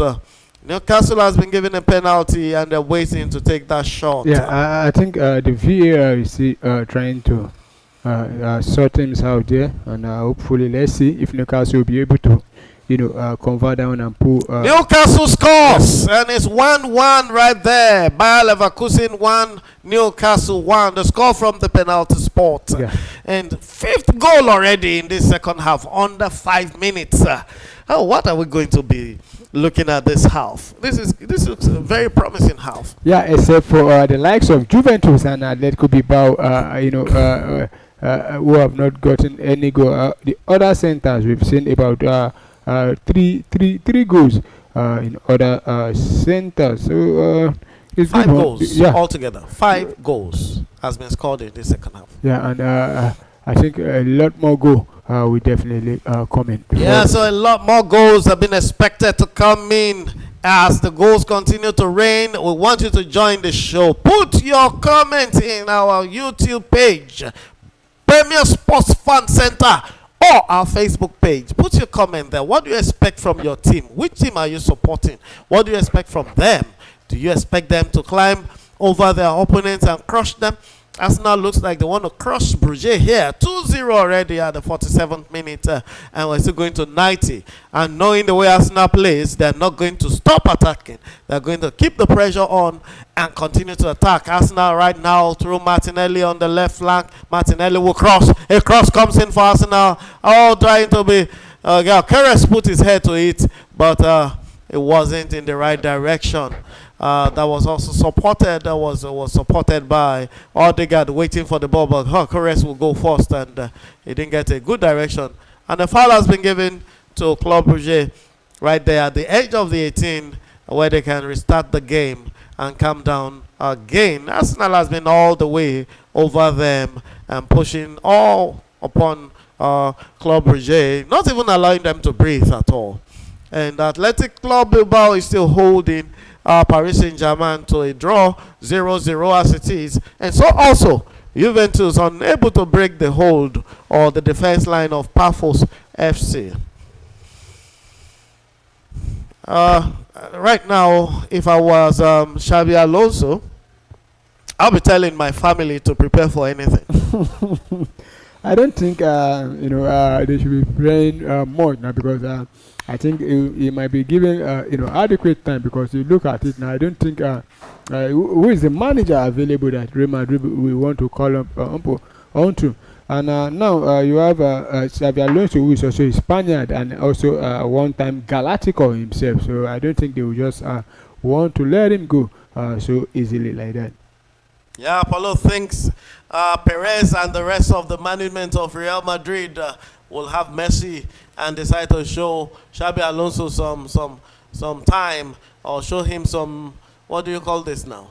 Show him some pity. But I tell you, for free, that board is not going to have any pity, because they have lost quite some, quote and unquote, they lost quite some unbelievable matches. Yeah. And they are not sitting right in Europe. They are not looking good in the La Liga as well. So before things get out of hand, I think they will show him the door. Well, but I still feel they should give him time. It's just his first season, and coming into the league also. We saw what he did with what they call them now, Benfica. It took him a little bit of time, and but he was able to get it, and I think that's what's happening with him also at Real Madrid. And for this game, he hasn't lost it completely. It's still 2-1, and the likes of Kylian Mbappe can come on to turn things around for Real Madrid, though he hasn't been introduced. No substitution yet on the bench for Real Madrid. Let's quickly read out the bench for Real Madrid to see the players that can come into to help the team. You have two reserve goalkeeper. One is Gonzalez and Andre Lunin also. While the likes of Castero, Sancho, Brahim Diaz, Hendrick, Frank Garcia, Adagula, Martinez, Mastertuno. You have Kylian Mbappe and Valdepena. So anytime soon we might be seeing Kylian Mbappe, Adagula, or even Hendrick or Brahim Diaz all coming in to help Real Madrid find, even though it's a point in the game. Right, so we have a quality bench for Real Madrid right there. They have a quality bench, a depth that you can't just wave away with the back of your hand. Especially when you're talking about one of the most prolific strikers in the world right now, Kylian Mbappe. sitting there on the bench. I wonder why and what he's doing right there. But the coach is the final say here. He may just have a reason for keeping Kylian on the bench. Possibly injury scare. Yeah. Possibly. It was a doubt before the game, but he made the Marge squad, and I expected him to come on to help Real Madrid to get at least something in this game. Right. So the game continues here in Belgium. Club Brugge trying to play their way into Arsenal's dangerous position. But Arsenal will cool things down. Manu Madueke will send the ball to Rice right there. And Zubimendi will pass the ball across the field. And what will Martinelli do? He's not been doing so well around there. But he made some nice core play. He takes a shot. Martinelli scores! Wow. Oh, my God. Another super goal. Oh, my God. Martinelli just proved his critics wrong. Yeah. The young man just showed what is God. The Brazilian put his name on the score sheet. And Gabriel Martinelli has scored the third for Arsenal Football Club of London. Oh, what a disappointment on the faces of the host club, Club Brugge, that held Barcelona to a draw right here in Brugge. Cannot hold Arsenal to a draw today. They are suffering and behind by 3 goals already. Just at the 52nd minute. The 57th minute of the game. And that was a cracker, a beautiful bullet by Gabriel Martinelli. He put it right at the far corner of the goal post. And it was calling in to the net, and the keeper had no solution. The crossbar had no solution. Oh, not even the uprights could stop that from going in. Big ups for Arsenal, big ups for Martinelli. The next goal was likely going to come from Noni Madueke earlier, but Gabriel has interrupted that. He has stayed in the middle of Noni Madueke's goal. Will Madueke still score a hat-trick today? Definitely. He's still looking, since he's still on the pitch and there's still time. We are into the 57th minute already, and there's still about almost 30 minutes or more to play in this game. So you can still get hat-trick for us. Right, Arsenal 3, Club Brugge 0. That is our focal match for today at the Premier Sports Fan Center Watchalong show right here. We're beaming to you live on YouTube and Facebook. And you can always connect Premier Sports Fan Center. Remember to subscribe so you can get feeds from us. You can get and get as we push out these notifications and push out information as well as invitations for matches to air. You can always get that. So subscribe and join our page and tell a friend to subscribe. Invite people to be part of us. We're here for you. We're just here to talk football. We love football. We love the game of football. And we love you to be part of it. Just as we said, put your words in the comment section. And if you have a voice, there's a phone number right there. You can always call the number on your screen as well to join us live, or you can leave your comments there. We'll read it out once we get to it. And the game continues right here with Arsenal continuing to push, and they have just won a corner kick against Club Brugge. What will happen again? Is Arsenal going to for the fourth? Oh, we'll find out shortly. And holding the ball is Gabriel Martinelli. He's going to the far corner to take the corner kick, and he's standing right there, looking like he's going to take a curly one into the net again. He just caught one with his right foot. Called it right to the far corner. Will he do that again? Get a correct step forward. Arsenal will take a corner kick. And the goalkeeper punches. Arsenal, Odegaard will hold it. Returns to Gabriel. Gabriel will cross again. Who connects? No Saliba here. No Gabriel here. Who's going to connect? There's nobody to light the touch here. Oh, and the ball goes back to Club Brugge while they try to dance their way, play their way out of the defense. Send it to the left flank, back to the central midfielder, and the central defender will pick the ball, send the ball forward, and they'll try to roll the ball away. But Arsenal is on them, putting pressure on the attack of Club Brugge. Arsenal boys try to get the ball back within the first 3-4 touches. Though Club Brugge is holding their own right now. They've made about 6 passes already, and they're still with the ball. And Club Brugge is trying to find their way forward, although they are down by 3 goals in this encounter. Game time is 60 minutes. We're now at the hour marker. What is Brugge going to do? Can they salvage something? Can they score? Can they equalize eventually? Oh, Arsenal fans are looking at me with some kind of eyes, and they say, come on, equalize. How? Wow, where? But I say to you, Arsenal has another chance. Noni is on the run. It's 3 against 4. Noni Madueke ahead. Odegaard standing in the wait.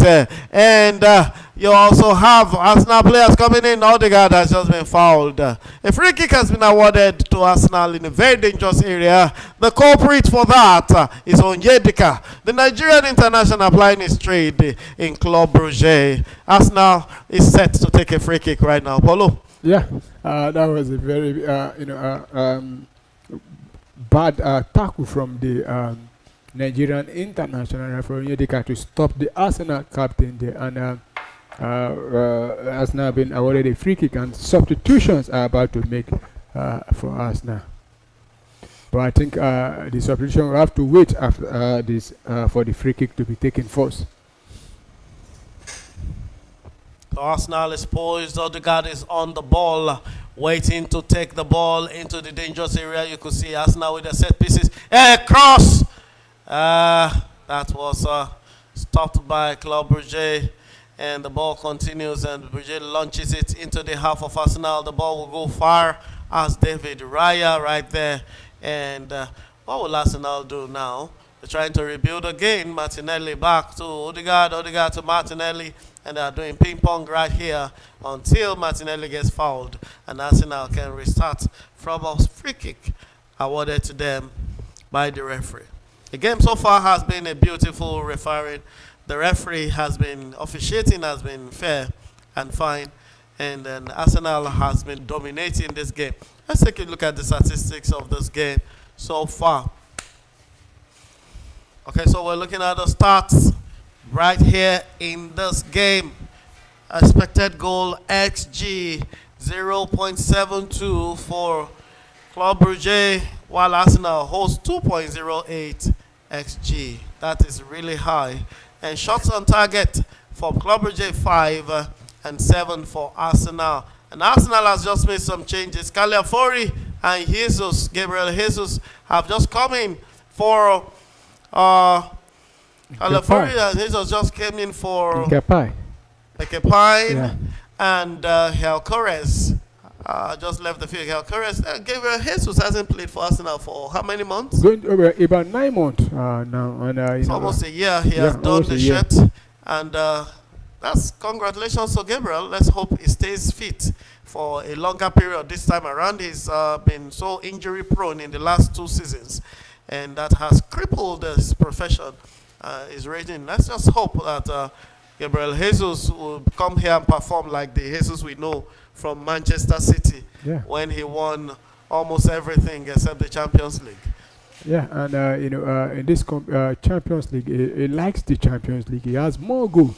He has scored a lot of goals in the Champions League, and the Gabriel Jesus, we know he has a passion for football, because you always see him, running around even when he has the ball. You see the Brazilian in him. Yeah, I think his work rate is really high. Yeah, and aside the work rate is also he positions himself. He actually knows how to attack the space and creates problems for defenders. He actually gives you a defensive problem by showing up in places you don't expect him to. And he's done that a lot, and he has actually got a lot from that. Welcome back, Gabriel Jesus. And Calafiori is also a player that we would like to see on the field. He has been wonderful. So Calafiori will play in the central defense, I suppose. Yeah. So possession has been very close. 46% possession to Club Brugge, while Arsenal holds 54% possession. That is pretty close if you ask me. And Club Brugge has not been bad in holding the ball.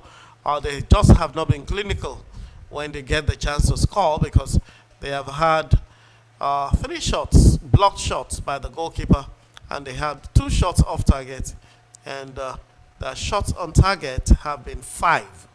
That's a lot, but none has gone in. And Club Brugge again, Onyedika will have the ball. What does he do?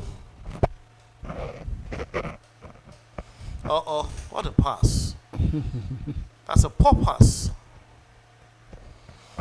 The ball comes back to Onyedika. He finds nowhere to go, but is back again. Returns the ball to his co-defender. And Club Brugge will try to build again. Corner kicks have been 4 to Arsenal, 0 to Club Brugge. They've not had a single corner kick in this encounter. And fouls have been 3 against Arsenal and 7 against Club Brugge. Throw-ins 15 to Arsenal, 8 to Club Brugge. And as it is, Club Brugge gets a square play, but it was too heavy for anyone to make a contact. But the ball was saved, and another course will come in. But that Arsenal defender was right there to head it out. I believe that will be Norgard. Norgard sends the ball out. Norgard is on a yellow card already. Yeah, they picked up a yellow card earlier on there. So Right. Club Brugge will be having the first corner kick of the game.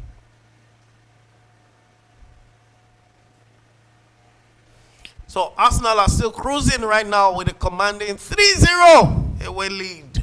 Club Brugge as the match heads into the final hour. Right now the match is in the final half. Boy, that will have been a goal. That was a goal mass scramble, but deflected and blocked by Arsenal bodies. Oh, there's so many bodies in that 18-yard in spite of the contact. But it was also the Club Brugge player that deflected that. So Madueke has been electric in this game. He's bagged a brace in this game, including a close-range header just after the break.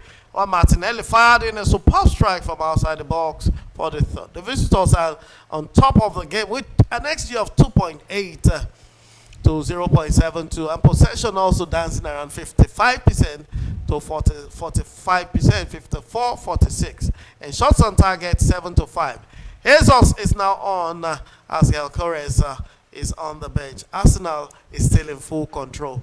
Oh, that is the summary of the present game as it is. Yeah, and other centers, there's a go to report in Turin because Right, Juventus. let's hear it. Yeah, Juventus Juve. is now in front.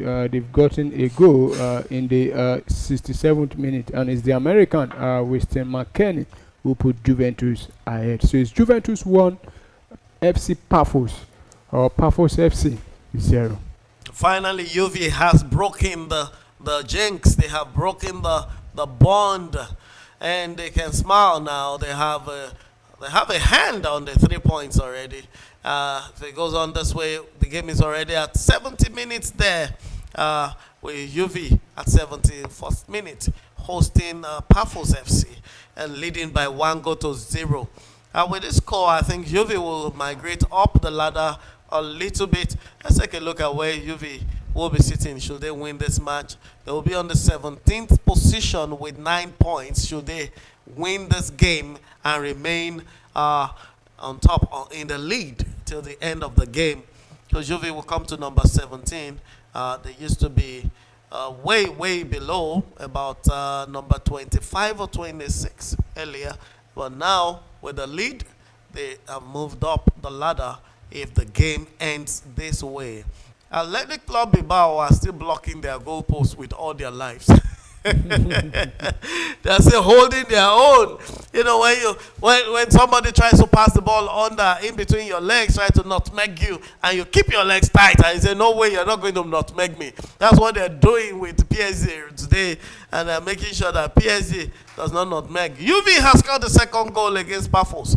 Oh my goodness. The goals are raining in. It's a goal galore already just happening right there in Europe, and this is in Italy. And with Juventus leading now, the old lady has scored the second goal. 2-0. And a square play from Brugge, but blocked by the Arsenal defender for a throw-in in a dangerous position. This is interesting. So many goals already in the second half. Up to 7-8 goals have been scored in this second half already. We have seen in the second half, we have seen Newcastle score 1 goal. We saw Benfica. Okay, Benfica already scored those in the first half. No, they scored 1 in the first half. And Benfica. then adding another one. So Benfica scored 1, making 2. Borussia Dortmund scoring I 1. think we've seen about 7 goals in the Making second 3. And then Arsenal scoring 2, making 5. Juventus scoring 2, making 7. And Man City. half. No, Man City, they've not scored in the second half. All goals were scored in all the goals first in half. the first half. So 7 goals have been scored already in this half, and that's beautiful. And there are still attempts coming here. The Club Brugge is still pushing to get a goal. Let's a shot! Oh, that was close. That was close. Just a few meters, and goal line will have been 1-3 in favor of Club Brugge. But as it is right now, it is 0-3 with Arsenal leading the pack. Oh, very, very close. And the keeper had no hand to it at all. Was a surprise. Sharp shot taken at an instinct there. David Raya stood no chance at all. Yeah, if that had gone on, first the goalpost, I think the ball would definitely end at the back of the net because the goalkeeper, was rooted to the spot there, and Arsenal making I think a double substitution as it stands now. Right now, so Odegaard, the captain, is stepping out, and Noni Madueke also has delivered the job. He's not going to get his hat trick in this game.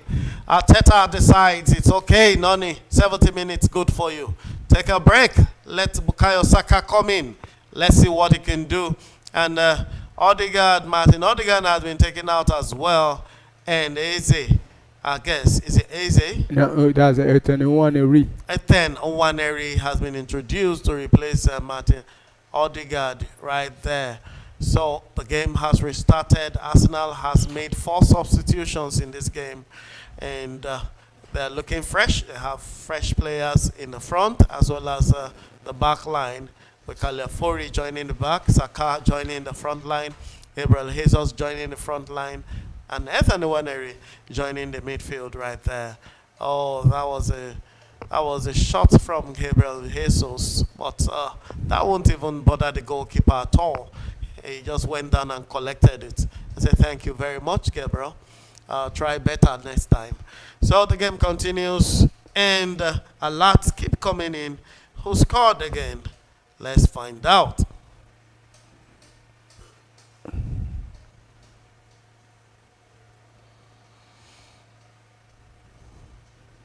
Newcastle has scored the second goal, right? We've already counted that. Yeah. Right, so it's still Bayer Leverkusen 1, Newcastle 2, Juventus 2, Pafos FC 1.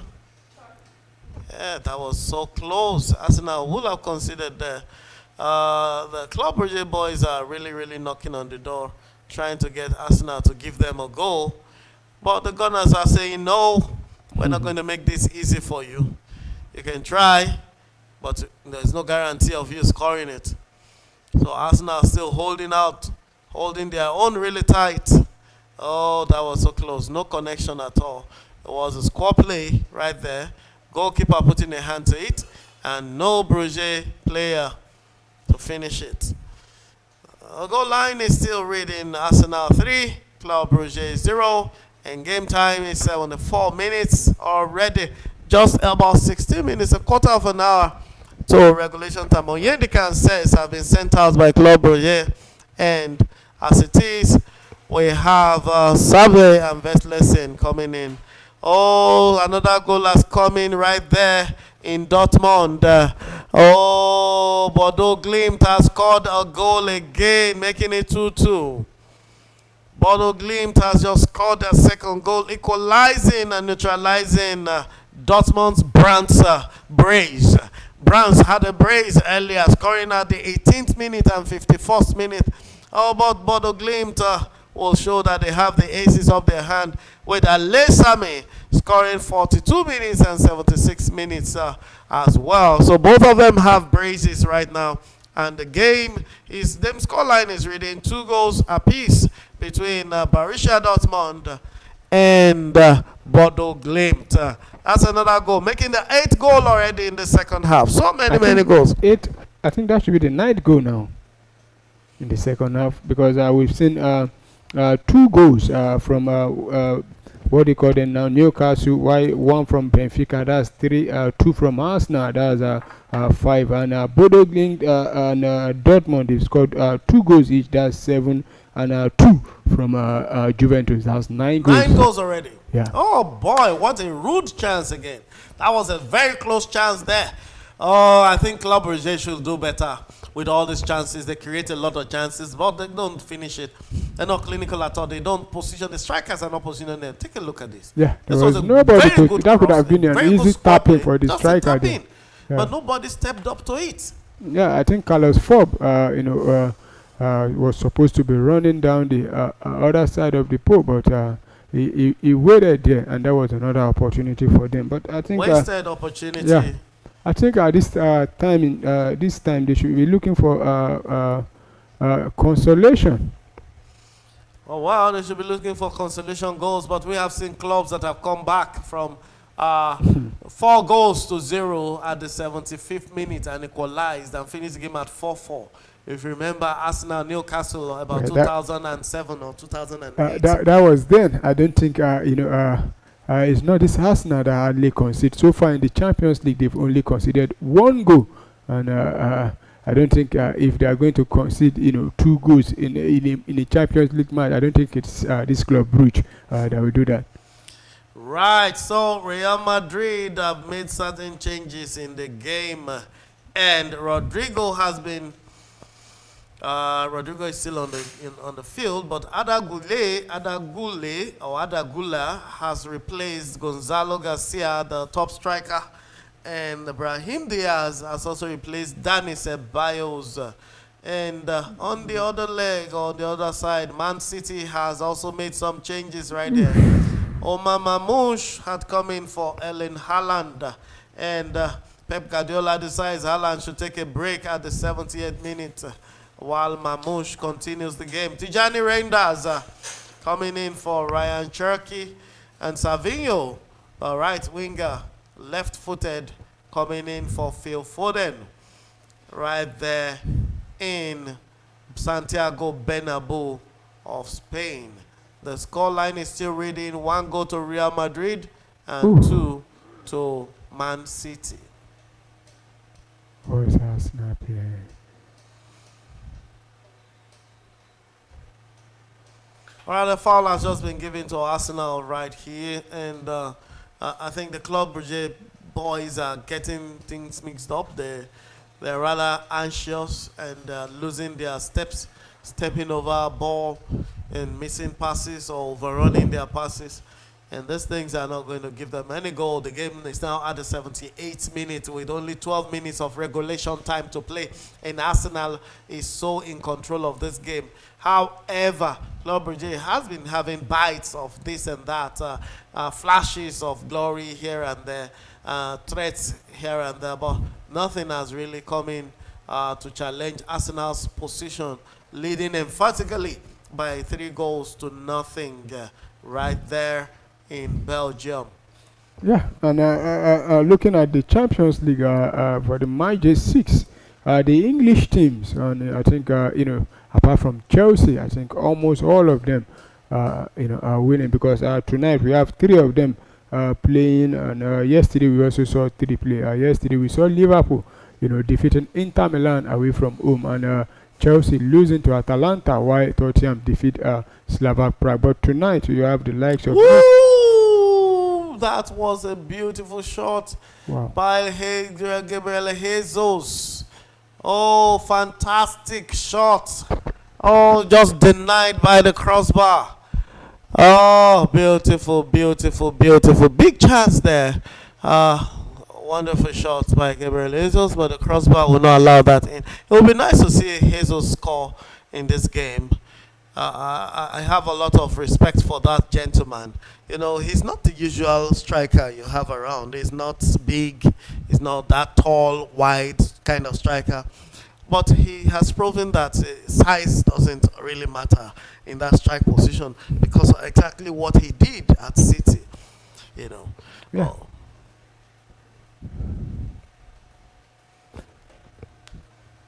So we need to also, let our viewers know that Gabriel Martinelli goals means that he's the first Arsenal player to score in 5 consecutive Champions League matches. Wow, 5 consecutive Champions League. Wow, Gabriel Martinelli, the first Arsenal player. Yeah. Oh, that's a big record. That's etched the name his name into history, and somebody else will have to break that much later. Definitely not this season. 5 consecutive matches. Oh my goodness, Gabriel Martinelli, as underrated as he is, I think that's remarkable. Now Brugge will have a chance to move forward. They pass the ball from left to right, and right now across. No. Score play, yes. And what does he do with the ball? Take a shot. It passes. What does it do? Out of ideas. Definitely out of ideas. And they still pass the ball around. And they're not going to cross the ball. I think they just want to pass the ball around and see how they can penetrate the Arsenal defense. Because crossing the ball into the Arsenal area, you have all those red and white shirts everywhere in the box for Arsenal. 1, 2, 3, 4, 5, 6 of them in that box. How will your header go through? So you rather just dribble in or pass in. Unfortunately, that didn't happen. Now Saka has the ball. He sent a longish one to Gabriel Jesus. Jesus will send it back. And the ball comes back to Saka. What does Saka do? Jesus expects it. Saka gives a cheeky one. The goalkeeper pushes it out. And that wouldn't go far. Club Brugge will have a chance again to pass and play from to build up another attack from the back. Game time now, 82 minutes, and Arsenal leads by 3-0. I'm sure Arsenal fans all over the world are hoping that the time can just end and the referee can just blow the whistle now and apologize and gives an excuse for going to the bathroom. Let's just end this game. I don't think there's any Arsenal fans that want the referee to end the game now, because we are leading 3-0, so, and we can still get more goal. I think it's the Club Brugge fans that will be praying for the referee. No, Club Brugge wants to equalize. Okay, 3 goals down. They want to score something. Let's get 1 or 2, consolation goals, and let's clean 0 off. Apodore, but Arsenal has nothing to play for. Salmon has just been brought in for White. Ben White has left the team, the game, and another one of the academy players, Salmon, has just been introduced. And also the Akon has just come in for Carlos Forbes for Club Brugge. The Akon is another young star for Club Brugge. And they're both introduced. I think it's good enough to give the young lads game time so they can start getting a go at what happens at this level. This is the highest level of football, the Champions League. And all over the world, not just Europe. Club football, this is the highest level. And right now, Arsenal is bossing this game. They're really bossing the game, leading Club Brugge by a wide margin. 3 goals is a wide margin to equalize in 7 minutes, considering that we have only 6 minutes of regulation time and perhaps 4 minutes of added time, making a total of 10 minutes to play. And Arsenal is comfortably in the driving seat. And I keep passing the ball around. Arsenal moving the ball front and back, mid to back. And we have, that's a dribble, a sharp one from there. And we're still playing. And what does he do? He returns the ball to the back. Gabriel Martinelli. I think Gabriel Martinelli and Noni Madueke will be contested for the man of the match in this game.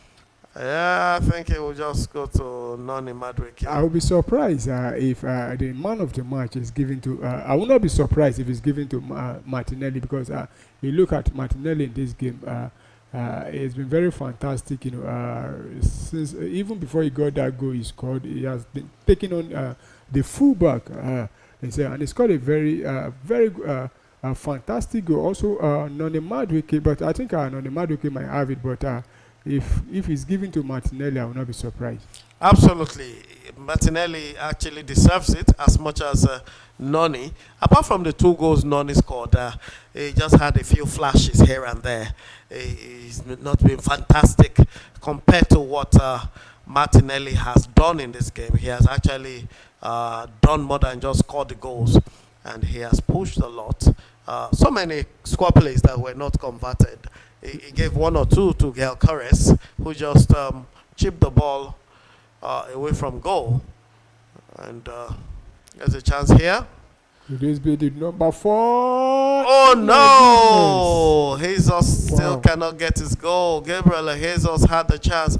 A beautiful pass was delivered to him in a very good position. Passed the ball back. He actually wanted to push the ball under the goalkeeper, but the goalkeeper was smart enough to go down quickly and pick the ball up. The game continues here. 5 minutes to go into regulation time, and Arsenal leads by 3-0 against Club Brugge. Club Brugge plays in Belgium, and in Belgium right now, hosting Arsenal is a nightmare for them. They're watching and enjoying this brilliant performance by Arsenal, but they're not so happy enjoying it. And a cross from Club Brugge, picked up by David Raya, and Arsenal will hold the ball and try to move forward. Athletic Club Bilbao, Paris Saint-Germain of Paris are still on 0-0. The game is still a stalemate, 0-0 on either side, right there in Bilbao. Oh, Leverkusen has equalized against Newcastle. Bayer Leverkusen will not go down without a fight. And right there at the 89th minute, Bayer Leverkusen has scored the second goal. The second goal was scored by, was an own goal. Gumares scored an own goal for Bayer Leverkusen, a deflection from a cross. And the game scoreline is now 2, Bayer Leverkusen 2, Newcastle. Game has been balanced right there, and it's still a stalemate. It's back to being a stalemate, and that's where we started from. Also in Dortmund, Borussia Dortmund and Bodo Glimt, the match is still a stalemate too. 2-2 right there in Dortmund. And Real Madrid is still pushing hard, trying to get the second goal against Manchester City. But City is holding their own very tightly. Pep Guardiola just got a yellow card at the 82nd minute, not on the pitch. And Rodrigo also just bagged a yellow card for himself at the 87th minute. Okay, so as it is, with only a few minutes left, City is still leading Madrid by 2-1 at the Bernabeu, Santiago Bernabeu. The drama picked late as substitute. Hendrick rattled the crossbar with a header, and Bellingham saw a shot blocked as Madrid pushed for the equalizer.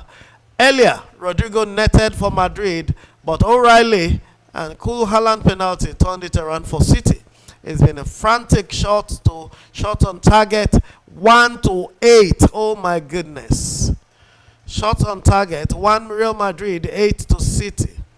And with an XG, 1.3 for Real Madrid and 2.747 for City. Possession is almost at par.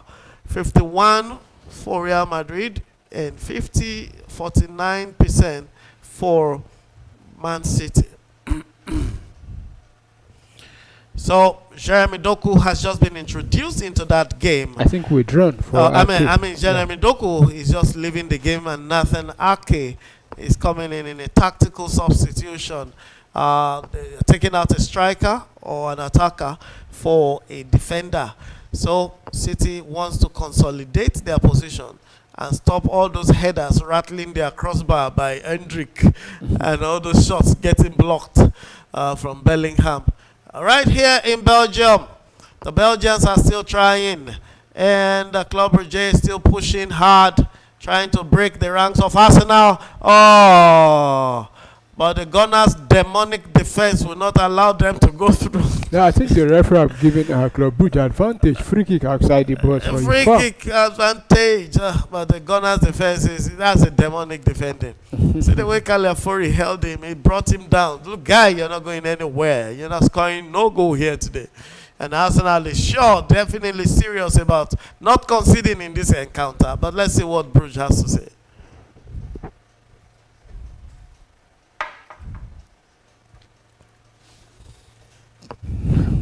And this could be opportunity for Club Brugge if they have the likes of Juninho, Dimitri Payet, or even Ward Prowse. Those guys are very deadly when it comes to set piece. Even Lionel Messi or Cristiano Ronaldo. Right now, the game between Juventus and Pafos SE has come to an end. Juventus got all the 3 points away in that encounter, and the free kick given to Club Brugge has just been wasted by that player. The first one hit the wall, while his rebound went to the roof of the stadium. Was looking for a way out of the stadium, but the crowd will contain it. Okay, so the game time now is 90 minutes, and we're now at the injury time. We're now in the injury time for the game between Club Brugge and Arsenal Football Club. Game time and 3 minutes have been awarded as added time for this. Athletic Club Bilbao has successfully held Paris Saint-Germain.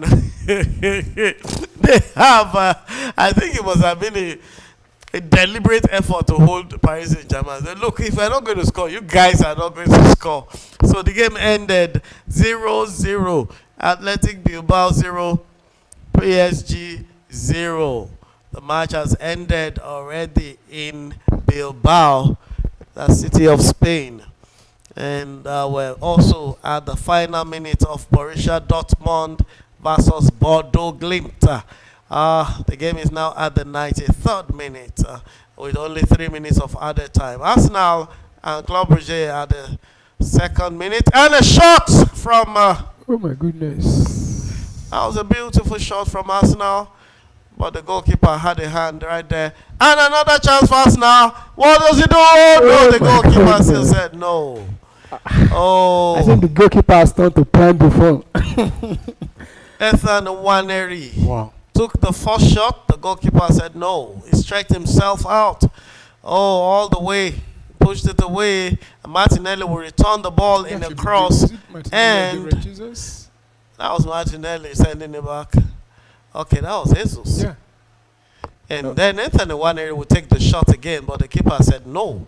Yeah. You are not scoring the fourth here. I've suffered enough already. Well, very good goalkeeping from the goalkeeper. The goals are Arsenal score. I don't think there's anything it's going to, he can do about those goals. Yes, so the goalkeeper has been fantastic on top of his game, and more games are coming to the end right now, right here in Champions League, and Arsenal and Club Brugge have just 20 seconds into the to the end of the game, to the end of the added time. The referee looks around, he looks up and down. Just 10 seconds to go. A cross came in, but Arsenal will have the ball. Arsenal moves forward 3 seconds, and the referee looks at the play, puts his whistle in his mouth, and he blows the whistle. It's full time here for Brugge and Arsenal. 0-3. Arsenal won this game. And Polo, at the beginning of this game, we asked the question, what do you envisage for this game? And you expected Arsenal to win. Yeah. And now that Arsenal has won, what are you going to tell the fans? Well, we keep pushing onto the next game. And just very happy that we've played 90 minutes of football without picking up any injury, because we know in the last 4 or 5 games now Arsenal have been picking up injuries after injuries. But I'm so happy that we made it. We took out 3 points, and I think it was a bit comfortable and easy one for us. So on to the next one. Wow, so the game has come to an end, and Arsenal has won the game 3 points. Arsenal has moved to the top. Remained on the top and moved to 18 points already. And Man City is still being touted by Madrid The pressure is on. The game is at the 94th minute right now. The referee could blow the whistle at any point in time. At the time was 4 minutes, and right now they're at the 94th minute, and 1 and 2 and 3, and Bernardo Silva just got a yellow card there. I think it's a last-ditch effort to to defend this goal. Yeah. Carrera has also got a yellow card. Rodrigo got himself a yellow card. A lot of And cards. the game has come to an end. Madrid has lost this game 1-2. Congratulations to Pep Guardiola and Man City fans as Manchester City went to Santiago, and defeated Real Madrid right there to win the 3 points, and they are sitting comfortably in that 4th position of the log. And Napoli still suffering away to Benfica. 2-0 the game is, and now at the 97th minute, 7 minutes of added time out of the 8 is being consumed right there. So for winners and losers in these games, this is the end of match day 6, viewers, and we have been here with you at the studios of Premier Sports Fan Center. Arsenal remains on top at the end of day 6 with 18 points. Bayern Munich follows with at the second place with 15 points, followed closely by Paris Saint-Germain, who got only 1 point today to move to 13 points. Manchester City will climb up from 14th position to get to the 4th position with 13 points with PSG. Well, PSG with more goal difference, goal aggregate right there. Atalanta also, because of their victory yesterday, sitting on the 5th position with 13 points. So we actually have position 3 shared 13 points, 3, 4, 5. And Inter 12 points at number 6. Real Madrid still on 12 points because they lost today. There was no point added. And number 7, while Atletico Madrid rounds up the 8th position. That's the top 8 from that table. And so, viewers and ladies and gentlemen all over the world, we have come to the end of this broadcast and this match day 6 from Premier Sports Fan Center. It's been lovely having you out there watching us, and if you're there, you have not subscribed to our channel, you accidentally just jumped in, please press the bell and subscribe to the channel. Also, you can join us, and you may tell somebody to tell somebody about Premier Sports Fan Center. We just love to discuss football. We like to talk about it, analyze it in the comfort of your home while you watch your TV and enjoy your football. We also discuss with you in-depth analysis and intrigues to the match. We also crack jokes, and we have various elements and various jokes and quizzes to share from here. So you can always join us whenever we hold a show. Paulo, final words. Yeah, I'm so excited that first of all, my darling club Arsenal, as expected, win the game, and excited that the match day 6 has come to an end, and exciting matches being played all around, from Chelsea losing, Barcelona coming from 1 goal down to claim all 3 points, to Real Madrid continually in the last 2-3 matches. I don't think Real Madrid have won any game, and tonight they've lost again. But overall, I think it has been a very good match day 6 games. So match day 6 is over. UEFA Champions League will resume next year. No, I think next year. Yeah. 2026. So see you in 2026 as we continue Champions League. These are the champions. We'll continue later. Thank you for standing by. My name is Yinka Adegbuyi. Friends call me the dog around here. And to the crew behind the camera, production crew, as well as my producer, we say well done and good night from here.